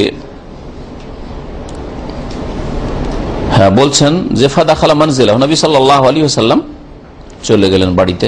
ফাখাযান নাসু ফি উলাইকা, তখন এই লোকগুলি সম্পর্কে লোকেরা আলাপ আলোচনা শুরু করলো। এই বিষয়টা নিয়ে আলাপ আলোচনা শুরু করলো যে বিনা হিসাবে বিনা শাস্তিতে কারা জান্নাতে যাবে, কারা যেতে পারে। যেমন কল্পনা জল্পনা, নবী সাল্লাল্লাহু আলাইহি ওয়াসাল্লাম বললেন যে একদল যাবে, কারা যাবে? হয়তো এক এক লোকের এক এক রকমের ধারণা। তখন 5টা লোক 5 রকম বলা শুরু করলো। এক ধরনের লোক বললো বেফালা আল্লাহুম্মাল্লাযিনা সাহিবু রাসূলুল্লাহ সাল্লাল্লাহু আলাইহি ওয়াসাল্লাম। কিছু লোকেরা বললো তাহলে ওরা যারা বিনা হিসাবে জান্নাত যাবে, ওরা ওই লোকেরা যারা রাসূলুল্লাহ সাল্লাল্লাহু আলাইহি ওয়াসাল্লামের সাহাবী সঙ্গী, নবী সাল্লাল্লাহু আলাইহি ওয়াসাল্লামের সাহাবী যারা, ওরাই মনে হয় বিনা হিসাবে জান্নাতে যাবে। ওয়াকালা বাযুহুম, কিছু লোকেরা বলল না না না, আমরা তো সবাই সাহাবী, নবী সাল্লাল্লাহু আলাইহি ওয়াসাল্লাম, নবী সাল্লাল্লাহু আলাইহি ওয়াসাল্লাম বেঁচে আছেন, হ্যাঁ, তাহলে আমরা সবাই বিনা হিসাবে জান্নাত যাব? না না না। ফালা আল্লাহুম আল্লাযিনা ওয়ালিদু ফিল ইসলাম, ওই লোকেরা হবে যারা জন্মেছে ইসলামের উপর। আমরা কত শিরিক করেছি, মূর্তি পূজা করেছি, কত পাপ করেছি, কত মেয়েদেরকে মেরে ফেলে দাফন করেছি, কত খুন করেছি, কত কুকাজ করেছি, তাই না, মদ খেয়েছি। না না, আমরা না। তারপরে তওবা করে মুসলিম হয়েছে, আমরা না। কারা তাহলে? যারা জন্মসূত্রে মুসলিম আর ইসলামকে টিকিয়ে রেখেছে।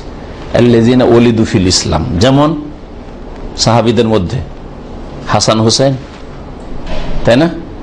আরে আলী রাদিয়াল্লাহু তাআলা আনহু, তিনিও যুবক হওয়ার পরে ইসলাম গ্রহণ করেছেন, তাই না? প্রায় যৌবনের কাছে চলে এসেছিলেন। কিন্তু হাসান হুসেনের যখনই জন্ম হয়, মা ও মুসলিম ফাতেমা, বাবা মুসলিম আলী, ঠিক কিনা? তাহলে এরা হলো জন্মসূত্রে মুসলিম, আবার সাহাবী। আমাদের মতো জন্মসূত্রে মুসলিম আর আমলের ত্রুটি ভরা, এরকম না আবার, ঠিক না? তাহলে এই ক্যাটাগরির লোকেরা হইতে পারে। হাসান আছে, হুসাইন আছে, এই ধরনের যারা, যেমন আব্দুল্লাহ বিন জুবাইর, হ্যাঁ, জুবাইর বিন আওয়াম যে আসাম ওসার তার ছেলে, এরা যেদিনে জন্মেছে দেখছে মা, তার মা আবু বকর সিদ্দিকের মেয়ে আসমা, মা মুসলিম, বাপ মুসলিম। এরা হবে তাহলে আল্লাযীনা ওয়ালিদু ফিল ইসলাম ফালাম ইউশরিকু বিল্লাহি শাইআ, কোনদিন আল্লাহর সাথে কোনো কিছুকে শরীক করেনি। এরা শিরকে লিপ্ত হয়নি কোনদিন। যাকারু আশিয়া, আর অন্য লোকের আর কিছু বলতে লাগলো। ফাখারাজ আলাইহিম রাসূলুল্লাহ সাল্লাল্লাহু আলাইহি ওয়াসাল্লাম, তখন রাসূলুল্লাহ সাল্লাল্লাহু আলাইহি ওয়াসাল্লাম ওদের সামনে আবার বেরিয়ে আসলেন। কিছুক্ষণ ওদের গল্প স্বল্প আলাপ আলোচনা কল্পনা জল্পনা চললো, আবার ফিরে আসলেন নবী সাল্লাল্লাহু আলাইহি ওয়াসাল্লাম, রুম থেকে বেরিয়ে আসলেন, পাশেই তো, বেরিয়ে এসে দেখছেন যে এরা এইগুলি কল্পনা জল্পনা করছে। তখন নবী সাল্লাল্লাহু আলাইহি ওয়াসাল্লাম বললেন যে তোমাদের এসব কল্পনা জল্পনাকে শেষ করি এখন। কালা, শোনো কারা তারা, হুমুল্লাযীনা লা ইয়াস্তারকুন। তিনটি গুণ বা চারটি গুণ এখানে এই হাদিসে বলা হয়েছে ওদের। একটা হচ্ছে যে ওরা ওই লোকেরা যারা ঝাড়ফুঁক কারো কাছে করে চায় না। ইয়াস্তারকুন, ঝাড়ফুঁক তলব করে না। ইয়ারকুন মানে ঝাড়ফুঁক করে না, ঝাড়ফুঁক করে না এই কথা বলা হয়নি। ঝাড়ফুঁক কারোর কাছ থেকে ভিক্ষা করে না, চাই না যে শেখ একটু আমাকে ফুঁক দিয়ে দেন তো, এটা করে না। হ্যাঁ ইমাম সাহেব একটু আমার ছেলেটাকে একটু দম করে দেন তো, হ্যাঁ হুজুর আমি খুব পেরেশান আছি, আমাকে একটু ফুঁক দিয়ে দেন তো, আমাকে একটু তেল পানি পড়ে দেন তো, আমার পানিটাতে ফুঁক দিয়ে দেন তো। ইয়াস্তারকুন, তলব করে না। কারণ তলব করা, যে ব্যক্তি তলব করে এই ধরনের জিনিস, তার মধ্যে তার তাওহীদের পূর্ণতায় একটু ঘাটতি আছে। মানুষের শরণাপন্ন হইল, ফুল আল্লাহ পাক রব্বুল আলামিনের যে আমি মুখাপেক্ষী মুহতাজ, ওটাতে সামান্যতম ঘাটতি থাকলো। যদি এতটুকু জায়েজ আছে, অন্যের সাহায্য নেওয়া এইরকম ধরনের জায়েজ আছে। যেমন আমার 2 হাতে 2টো ব্যাগ আছে, উদাহরণ দিতে তাহলে বুঝবেন। এই 2টো ব্যাগ এখান থেকে নিয়ে, আমার কিতাবটা নিয়ে, চশমাটা নিয়ে, পানি নিলাম, গাড়িতে গিয়ে বসলাম, পারবো না। তারপরে আমার সামনে অনেক ভাইরা এসে বলছে যে দেন কিতাবটা আমাকে দেন, বা দেন, বা আমি দিয়ে দিলাম যে ভাই এটা নেন, এটা নেন, ল্যাপটপটা নেন, দিয়ে দিলাম। না দেওয়াটা দেওয়ার চেয়ে ভালো। যেখানে আমি নিতে পারবো, উঠাতে পারবো, বহন করতে পারবো। সাহাবায়ে কেরামরা অনেকেই কখনো কাউকে এইরকম কাজ দিতেন না যেটা নিজেই করতে পারবে। ঘোড়ার পিঠে আছে, উটের পিঠে আছে, লাঠিটা পড়ে গেছে, কোন একটা সামান পড়ে গেছে, নিচে লোক দাঁড়িয়ে আছে, ওকে বলতে পারে ভাই একটু উঠিয়ে দিয়ে দাও, বা উঠিয়ে দিতে যাচ্ছে, না দেবে না, আমি নেব না, নেমে নিজে নিয়েছে। কারণ যেই ব্যক্তি অপরের সাহায্য নিল, সে যেন ওর কাছে কিছুটা চাইলো, যাচ্ছা করলো না, আমি মানুষের কাছে কোনো কিছু চাইবো না। ধার চাওয়া জায়েজ আছে, কিন্তু ধার না করাটা ভালো, আপনার তাওহীদের পূর্ণতা। ধার চাওয়া জায়েজ, কিন্তু না, আমার যে স্যালারি আছে, বেতন আছে, ওতেই চলবো, আমি কেন ধার করব? আমার এই মাসে এই কাজটা করা সম্ভব নেই, করবো না, থাক। মোবাইল লাগবে তো, এই মাসে বেতন নেই, মাসে কিনলাম না, যখন দেখবো যে হ্যাঁ একটু আসলো, এই বাঁচাতে পারলাম, প্রতি মাসে 25-50 রিয়াল করে বাঁচিয়ে 3-4 মাস হলো, মোটামুটি এখন হয়ে গেছে, তখন করবো। আর না ভাই একসাথে একটা মোবাইল কিনতে হবে, আর টাকা তো নাই, তো ভাই মাসের মাস তোমাকে দিয়ে দেবো 100 টাকা করে, বা 2 মাস পরে দিয়ে দেবো তোমাকে, দেও তো 500 রিয়াল ধার। এটা ভালো জিনিস না, যদিও জায়েজ, এটা ভালো না। এটা হচ্ছে কামেল পূর্ণাঙ্গ তাওহীদের সামান্যতম হলেও ঘাটতি। এইরকম ঘাটতি থাকলে বিনা হিসাবে, বিনা আযাবে না, হিসাব হবে। কি জন্য ধার নিয়েছিল? প্রয়োজন ছিল নাকি তোমার? সেই আল্লাহ প্রয়োজন অত ছিল না, তবে একটু দামি মোবাইল কিনবো তো ওই জন্য একটু ধার নিয়েছিলাম, একটা ল্যাপটপ কিনবো তো সেই জন্য ধার নিয়েছিলাম, বিবির জন্য অলংকার কিনবো, দেশে যাবো ওই জন্য ধার নিয়েছিলাম। লজ্জা পাবেন আল্লাহ পাকের কাছে যদি আল্লাহ জিজ্ঞেস করেন, তাহলে হিসাব হবে। হ্যাঁ, হিসাব হইলে যে আল্লাহ জাহান্নামে দেবে এটা জরুরি নয়। অসংখ্য মানুষের হিসাব হবে, আল্লাহ জান্নাত দেবেন, কিন্তু হিসাব নিয়ে জান্নাত দেবেন, বুঝছেন কথা না? কিন্তু অল্প সংখ্যক কি 70,000 বিনা হিসাবে, হিসাবও হবে না, যেটা হিসাবে ইয়াসিরা বলা হয়েছে মুমিনের সহজ হিসাব হবে না, বিনা হিসাবে। সেটার উদাহরণ কিছু দিলাম, যেই উদাহরণগুলি হয়তো আমাদের মধ্যে পাওয়া যায় না। জামাটা সাফ করে বন্ধু বসে আছে, এই তুই আয়রন করে দিতে আমাকে, আরে ভাই নিজেই আয়রন করেন আপনি, হ্যাঁ এই কাজটা করে নিয়ে আসেন তো, হ্যাঁ নিজেই করেন আপনি আল্লাহর রাস্তায়, কিন্তু আমরা তো পারছি না। এই জিনিসগুলো যদি এক একটা করে দেখি তো সুবহানাল্লাহ, কত যাদেরকে বড় বড় কামেল মনে করছে তাদের মধ্যে এইরকম জিনিসগুলো আছে। তাহলে হিসাব হবে, যদিও হালকা হিসাব হবে। বিনা হিসাবে পাইতে হলে এইরকম। এই জন্য সাহাবী জারির বিন আব্দুল্লাহ রাদিয়াল্লাহু তাআলা আনহু রাসূলুল্লাহ সাল্লাল্লাহু আলাইহি ওয়াসাল্লাম সাথে বায়াত করেছিলেন, শপথ নিয়েছিলেন যে ইয়া রাসূলুল্লাহ, জীবনে কারো কাছে কোনো জিনিস চাইব না। কোনো জিনিস চাইবো না মানে হয়তো ভিক্ষা করবো না, এইটাই তো। ভিক্ষা আমরাও করি না, সারা জীবন আলহামদুলিল্লাহ ভিক্ষা করি না, কিন্তু ধরো চাইবো না মানে ধারও চাইবো না। ভিক্ষা করলাম না কিন্তু ধারও চাইবো না। চাইবো না মানে কোনো একটা দরকার উঠিয়ে দেয়, ভাই পানিটা দেন তো, ওইটাও চাইবো না, আমি নেব।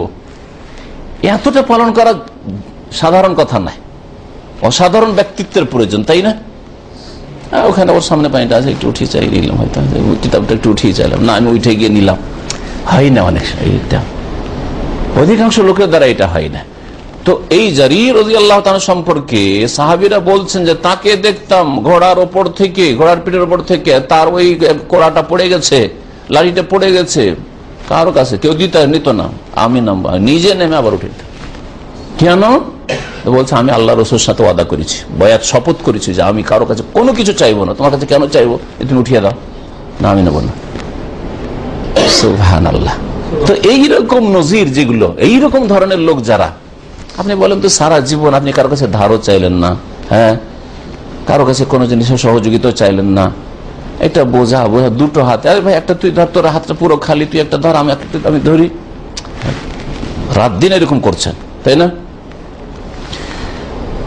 না আমাকে কষ্ট লাগুক, কেন দেবো, ওকে দেবো না, এইরকম মন মেজাজ কোথায়? তো বিনা হিসাবে আর বিনা আযাবে জান্নাতে হইলে ওই রকমের কামেল তৌহিদ, তৌহিদ আজকে পূর্ণাঙ্গ প্রতিষ্ঠার আলোচনা চলছে। পুরোপুরি প্রতিষ্ঠা কখন হবে? যদি এগুলি এমন অপরাধ নয় যেগুলি শিরকে আসগার হয়ে যাচ্ছে, শিরকে আকবর হয়ে যাচ্ছে, এগুলো হচ্ছে না, সাহায্য সহযোগিতা নেওয়া জায়েজ। তারপরে আপনি যেহেতু সামান্য মানুষের দিকে ঝুঁকে যাচ্ছেন, তারপরে যে যার কাছে সহযোগিতা নেই তার কাছে সে ঋণী থাকে, সে তার কাছে ঋণে থাকে। আপনার গাড়িতে যদি আমি একদিন ফ্রি চড়ি, তার মানে আপনার কাছে আমি ঋণী আছি। আর মানুষ হিসাবে আপনার সাথে আমার একটা নম্র আচরণ থাকবে, ঠিক না?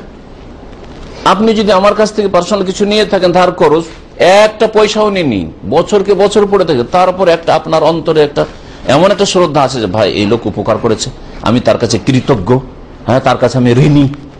হ্যাঁ না, এরকম কেন থাকবে? আপনি একমাত্র আল্লাহর মহতাজ, আল্লাহর কাছে ঋণী, কারো কাছে ঋণী নয় আমি। কারো যেন এহসান অবদান না থাকে, কেউ যেন এই কথা না বলতে পারে আরে তোকে তো মানুষ আমি করেছিলাম রে, তোকে তো আমি বাঁচিয়েছিলাম, তোকে তো আমি সাহায্য করেছিলাম, তোকে তো আমি বিদেশে পাঠিয়েছিলাম। আমাদের জীবনে ভর্তি আছে এরকম অবস্থা, তাই না? তাহলে বিনা হিসাবে জান্নাতে যাওয়া যাবে না। বিনা হিসাবে জান্নাত মানে কেউ যেন বলতে না পারে যে আপনার অবদান আছে, আপনারও তার অনুগ্রহ আছে, আপনি তার কাছে ঋণী।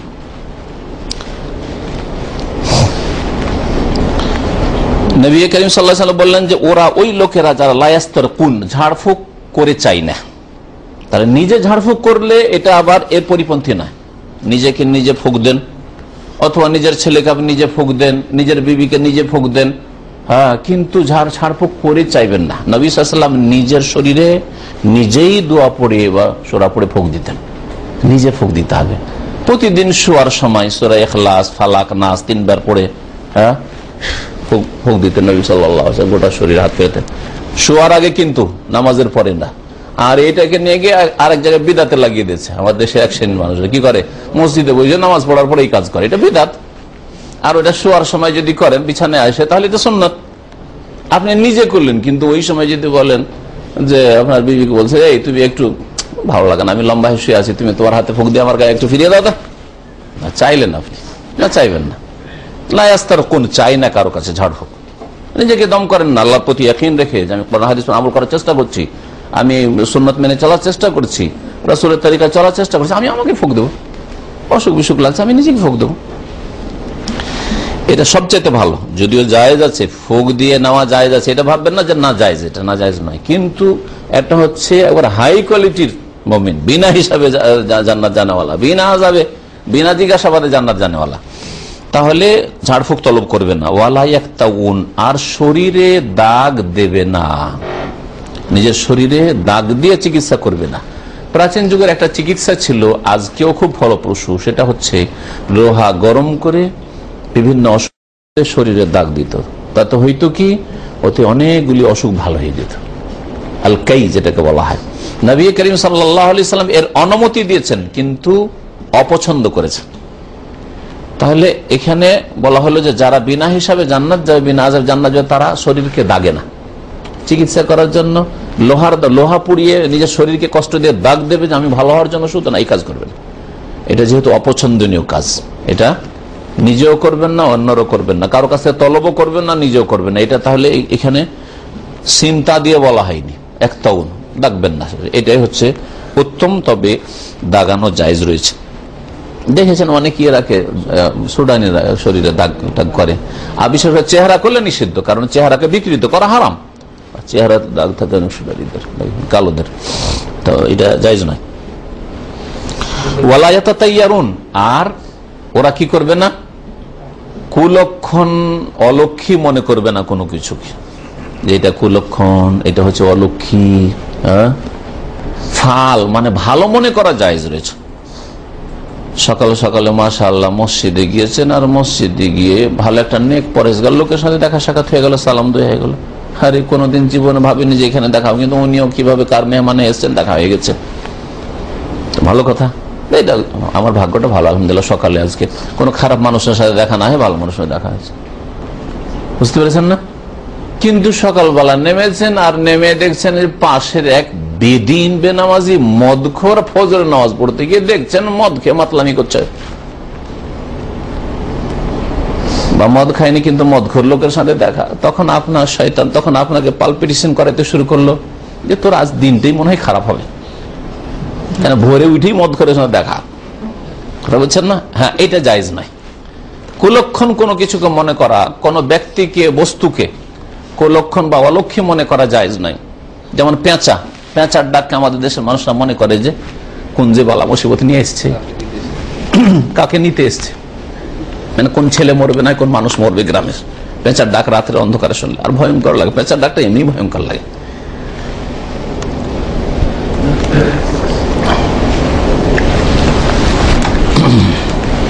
সময় বেশি হয়ে গেছে মনে হচ্ছে। তো কি বলছিলাম, যে কোনো কিছুকে অলক্ষী বা কুলক্ষণ মনে করবেন না।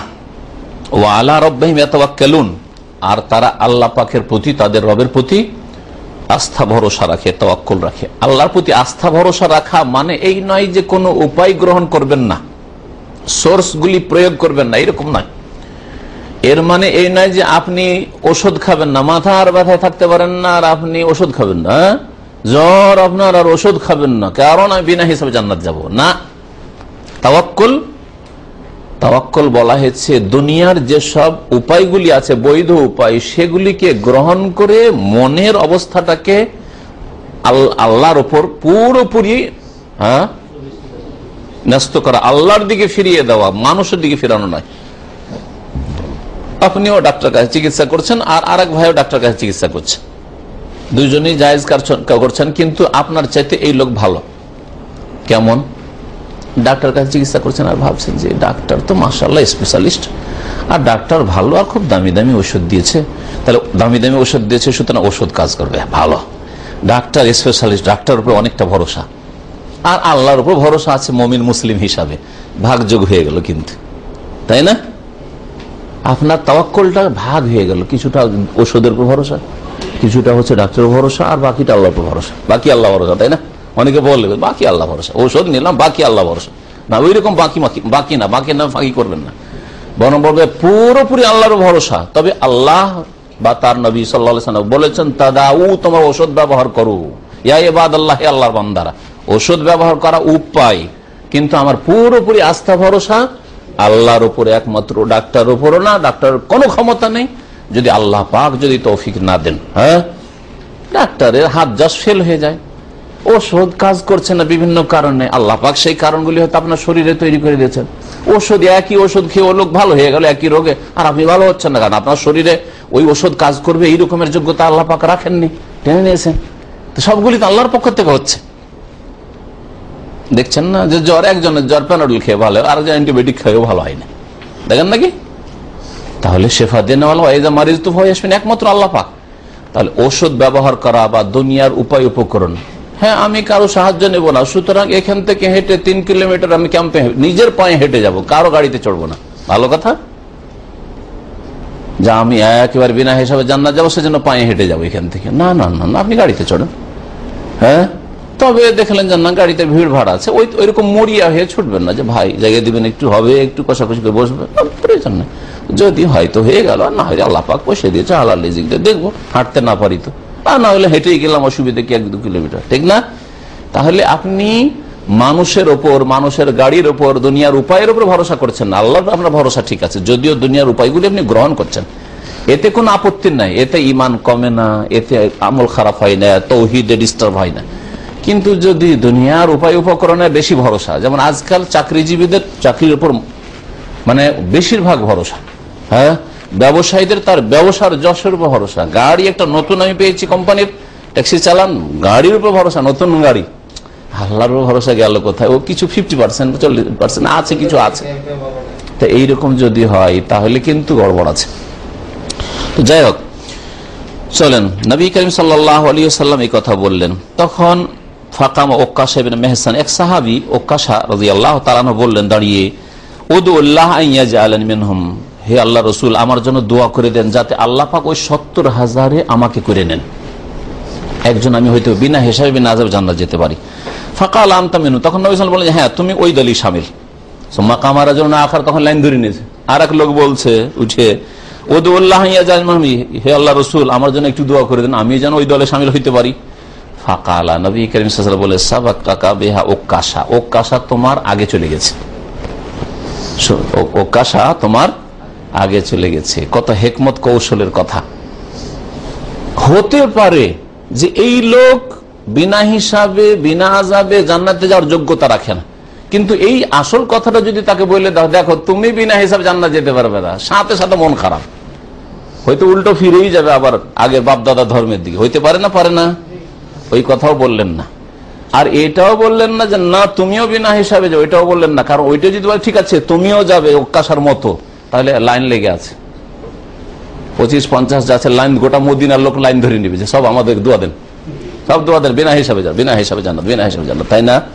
রাস্তা বন্ধ হয়ে গেছে, সব সবা কাকা আগে যে বলার বলে নিয়েছে, আর না, শেষ কথা। এটা হচ্ছে কথার কৌশল, বুঝতে পারলেন না? সবা কাকা বেহা ওকাশা, ওতে ক্ষুণ্ণও হইল না, আর এটাও বুঝলো না যে আমি হব না, হয়তো ওই দলে সামিল হইতে পারবো না, বরং রাস্তা বন্ধ, আর না, এই দোয়া আর না, শেষ। সাবাকা কাবিহা ওকাশা, ওকাশ তোমার আগে বেড়ে গেছে। তো এই ছিল হাদিস। হাদিস সম্পর্কে বলতে গিয়ে যথেষ্ট সময় হয়ে গেছে, সুতরাং আর কথা লম্বা করছি না। হাদিসের বাকি কিছু উপকারিতা, ভাষ্য বা মাসলা মাসাইলের ইস্তেমবাত আল্লাহ পাক যদি সহিহ সালামত রাখেন তো আগামী সপ্তাহে আলোচনা করবো। সাল্লাল্লাহু আলা নবিয়িনা মুহাম্মদ ওয়া আলা আলিহি ওয়া সাহবিহি আজমাইন। গত সপ্তাহে দার্সে যে হাদিসটি ছিল বড় লম্বা হাদিস, পুরো হাদিসের দিকে শুধু ইঙ্গিত করি, তাতে যে আসল বিষয়বস্তুটা ছিল যে বিনা হিসাবে বিনা আযাবে বিনা শাস্তিতে জান্নাতে যাবে নবী করিম সাল্লাল্লাহু আলাইহি ওয়াসাল্লামের উম্মতের কতজন? 70,000।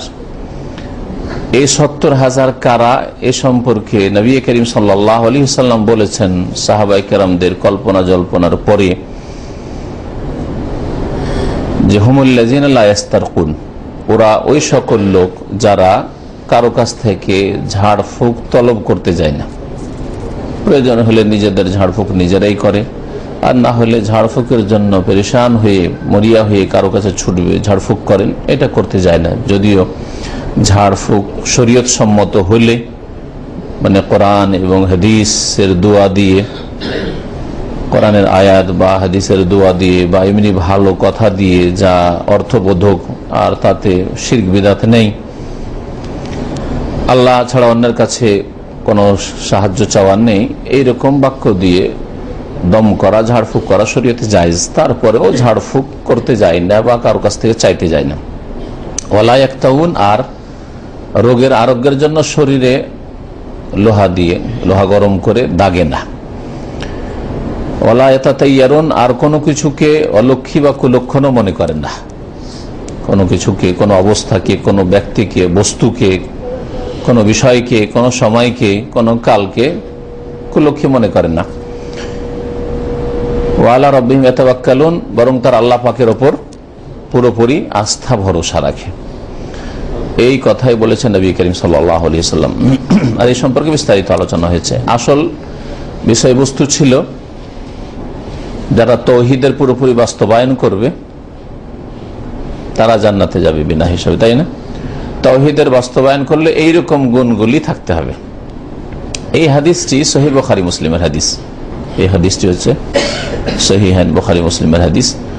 তাওহীদের বাস্তবায়ন কেমন করে হবে এই সম্পর্কে ভাষ্যকার বলছেন যে তাওহীদকে পরিষ্কার পরিচ্ছন্ন রাখা, শিরকের গন্ধ থেকে পুরোপুরি মুক্ত করা, সে বড় শিরক হোক ছোট শিরক হোক, এমনকি বিদাত থেকে, কারণ বেদাত শিরক পর্যন্ত পৌঁছায় ধীরে ধীরে মানুষকে। যখন নতুন নতুন কাজ করা শুরু করে ধর্মের নামে, কিছুদিন পরে শিরক করা শুরু করে। বিদাত থেকে মুক্ত হওয়া, কাবিরা গুনাহ থেকে মুক্ত হওয়া, সাগীরা গুনাহ অহরহ না করা, ইচ্ছে করে না করা, যথাসাধ্য বেঁচে থাকার চেষ্টা করা, এ হচ্ছে পূর্ণরূপে তাওহীদের প্রতিষ্ঠা করা, তাওহীদের বাস্তবায়ন করা।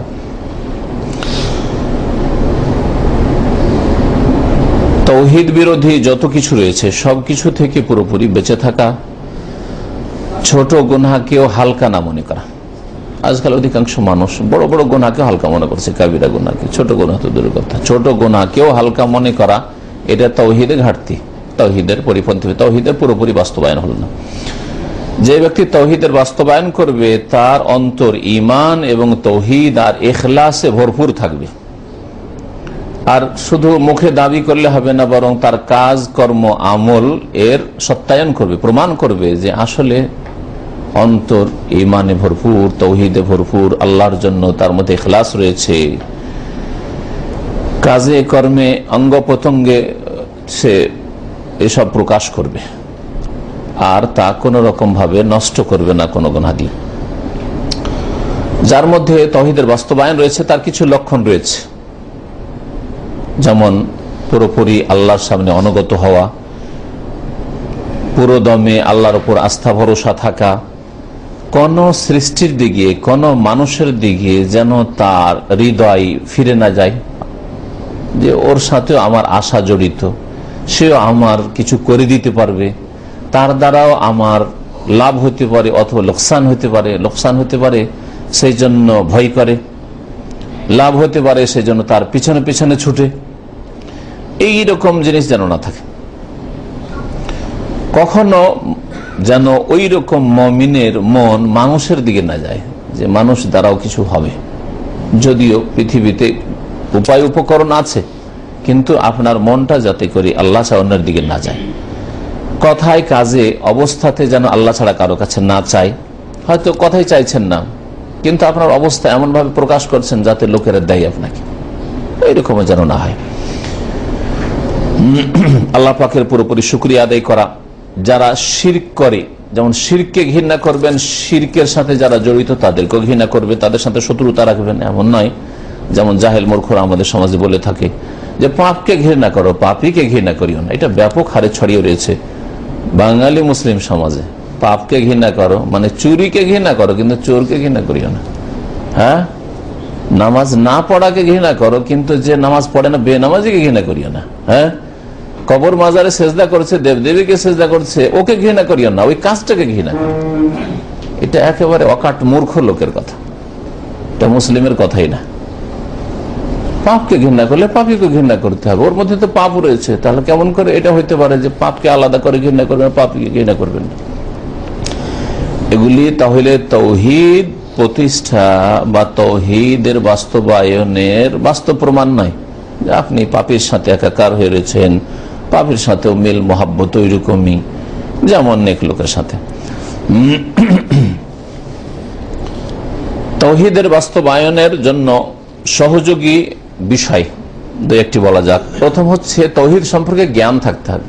তাওহীদই বুঝেন না, আল্লাহর একত্ব কি এবং কিভাবে বাস্তবায়ন হবে, আল্লাহর একত্ব তাওহীদের বিপরীত বিষয়গুলি কি সেগুলি জানেন না, তাহলে যখন তখন আপনার উল্টো কাজগুলি হবে, যখন তখন তাওহীদে ঘাটতি হবে। তাহলে প্রথম কাজ হচ্ছে তাওহীদ প্রতিষ্ঠা করার জন্য সহযোগী রূপে যে তাওহীদ সম্পর্কে জ্ঞান অর্জন করতে হবে, তাওহীদের মর্মকথা, তাওহীদের বাস্তবায়নের রূপ, তাওহীদের ফজিলত, তাওহীদ কি জিনিস, তাওহীদের প্রকরণ, তারপরে তা বিশ্বাস করতে হবে, তার দৃঢ় বিশ্বাস ইয়াকিন থাকতে হবে। শুধু জ্ঞান থাকা যথেষ্ট না। অনেক অমুসলিম আছে বা অনেক জন্মসূত্রে মুসলিম আছে যে ইসলাম সম্পর্কে, তাওহীদ সম্পর্কে, আল্লাহর একত্ব সম্পর্কে জ্ঞান আছে, কিন্তু কাজে ফলো করে, দুনিয়ার গরজে যায়, গায়রুল্লাহর কাছেও যায়, মানুষকে খুশি করার জন্য সব জায়গায় হাজির, মন্দিরেও হাজির, মাজারেও হাজির, অথচ জানে যেগুলো কাজ ভালো না, কিন্তু দুনিয়ার কিছু স্বার্থ জড়িত আছে। তো শুধু জ্ঞান থাকা যথেষ্ট না, নলেজ থাকা, নলেজ মোতাবেক বিশ্বাস হইতে হবে, ইয়াকিন হইতে হবে। তৃতীয় পদক্ষেপ হচ্ছে বিশ্বাসের পরে বাস্তবায়ন। জ্ঞানও আছে, বিশ্বাসও আছে, কিন্তু আমলে নেই, তাওহীদ বাস্তবায়ন করে না, হবে না। তাওহীদের বাস্তবায়ন হইতে হবে। তাওহীদ প্রতিষ্ঠা করা হচ্ছে দুই প্রকার। এক প্রকার হচ্ছে ওয়াজিব, আবশ্যক, আপনার মুমিন থাকার জন্য, মুআহিদ থাকার জন্য আবশ্যক। সেটা হচ্ছে শিরক থেকে মুক্ত হওয়া, বিদআত থেকে মুক্ত হওয়া, কাবিরা গুনাহ থেকে মুক্ত হওয়া। তাহলে আপনার তাওহীদ যেটা ওয়াজিব, কাবিরা গুনাহ থেকে বেঁচে থাকা ফরজ, বিদআত থেকে বেঁচে থাকা ফরজ, কারণ যেটা হারাম, হারাম ছাড়া ফরজ, তাহলে বিদআত থেকে বেঁচে থাকা ফরজ, বিদআত হারাম, কাবিরা গুনাহ হারাম, শিরক হারাম, সবচেয়ে বড় হারাম, তাহলে এগুলো থেকে বেঁচে থাকা ফরজ। এটা হচ্ছে সর্বনিম্ন তাওহীদ প্রতিষ্ঠা করার জন্য আবশ্যক, ফরজ। আল্লাহ পাক রব্বুল আলামিন বলেন, ইন তাজতানিবু কাবায়িরা মা তুনহাউনা আনহু, যেসব কাবিরা বড় গুনাহ থেকে তোমাদের নিষেধ করা হয়েছে সেগুলি থেকে যদি বেঁচে থাকো, নুকাফির আনকুম সাইয়্যাতিকুম, তাহলে তোমাদের গুনাহগুলি মোচন করে দেব, অনুদখিলকুম মুদখালান কারীমা, আর সম্মানজনক স্থানে তোমাদেরকে দাখিল করব। তাহলে বড় গুনাহ থেকে বেঁচে থাকতে হবে। বিদআত বড় গুনাহ, কাবিরা গুনাহ, বড় বড় গুনাহগুলি বড় গুনাহ, শিরক বড় গুনাহ, ছোট শিরক বড়, সবগুলি বড় গুনাহ। তাহলে এটা হচ্ছে তাওহীদ প্রতিষ্ঠা করার সর্বনিম্ন স্তর, যেগুলিতে বেঁচে থাকা ফরজ। আর একটা হচ্ছে তাওহীদ বাস্তবায়ন উচ্চ দরের, উচ্চ মাপের, মুস্তাহাব। সেটা হচ্ছে কোন মানুষের সাথে সামান্যতম, আল্লাহ ছাড়া অন্যের সাথে সামান্যতম যেন আপনার অন্তরে, হৃদয় সম্পর্ক না থাকে। দুনিয়ার যেগুলি সোর্স আছে, উপায় আছে, যেমন আপনার চাকরি, চাকরির উপর অধিকাংশ লোকের ভরসা, ব্যবসার উপর অধিকাংশ লোকের ভরসা, ঘর বাড়ি ভাড়া দেওয়া আছে, ভাড়াতে যদি লোক পাই এর উপরে ভরসা আছে, তাহলে রুজি আসবে, না হলে কি করে খাবো, পেরেশান হয়ে যাচ্ছেন মাঝে মাঝে। এইসব জিনিসের সাথে অন্তরের যেন সম্পর্ক না থাকে। অন্তরকে মুক্ত করেন। আল্লাহ রাজ্জাক, আমার কাজ হচ্ছে কর্ম করা, মেহনত করা, আমার কাজ হচ্ছে ব্যবস্থা করা, কিন্তু রিজিক দাতা আল্লাহ।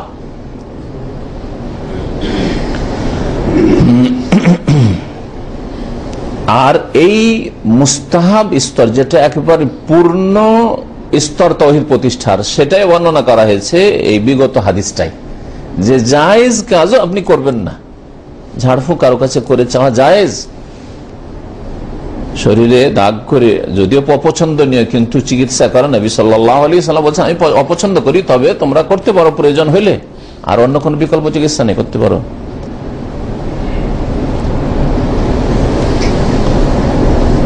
তারপরেও বলা হয়েছে যারা বিনা হিসাবে জান্নাতে যাবে তারা ঝাড়ফুঁক তলব করে না।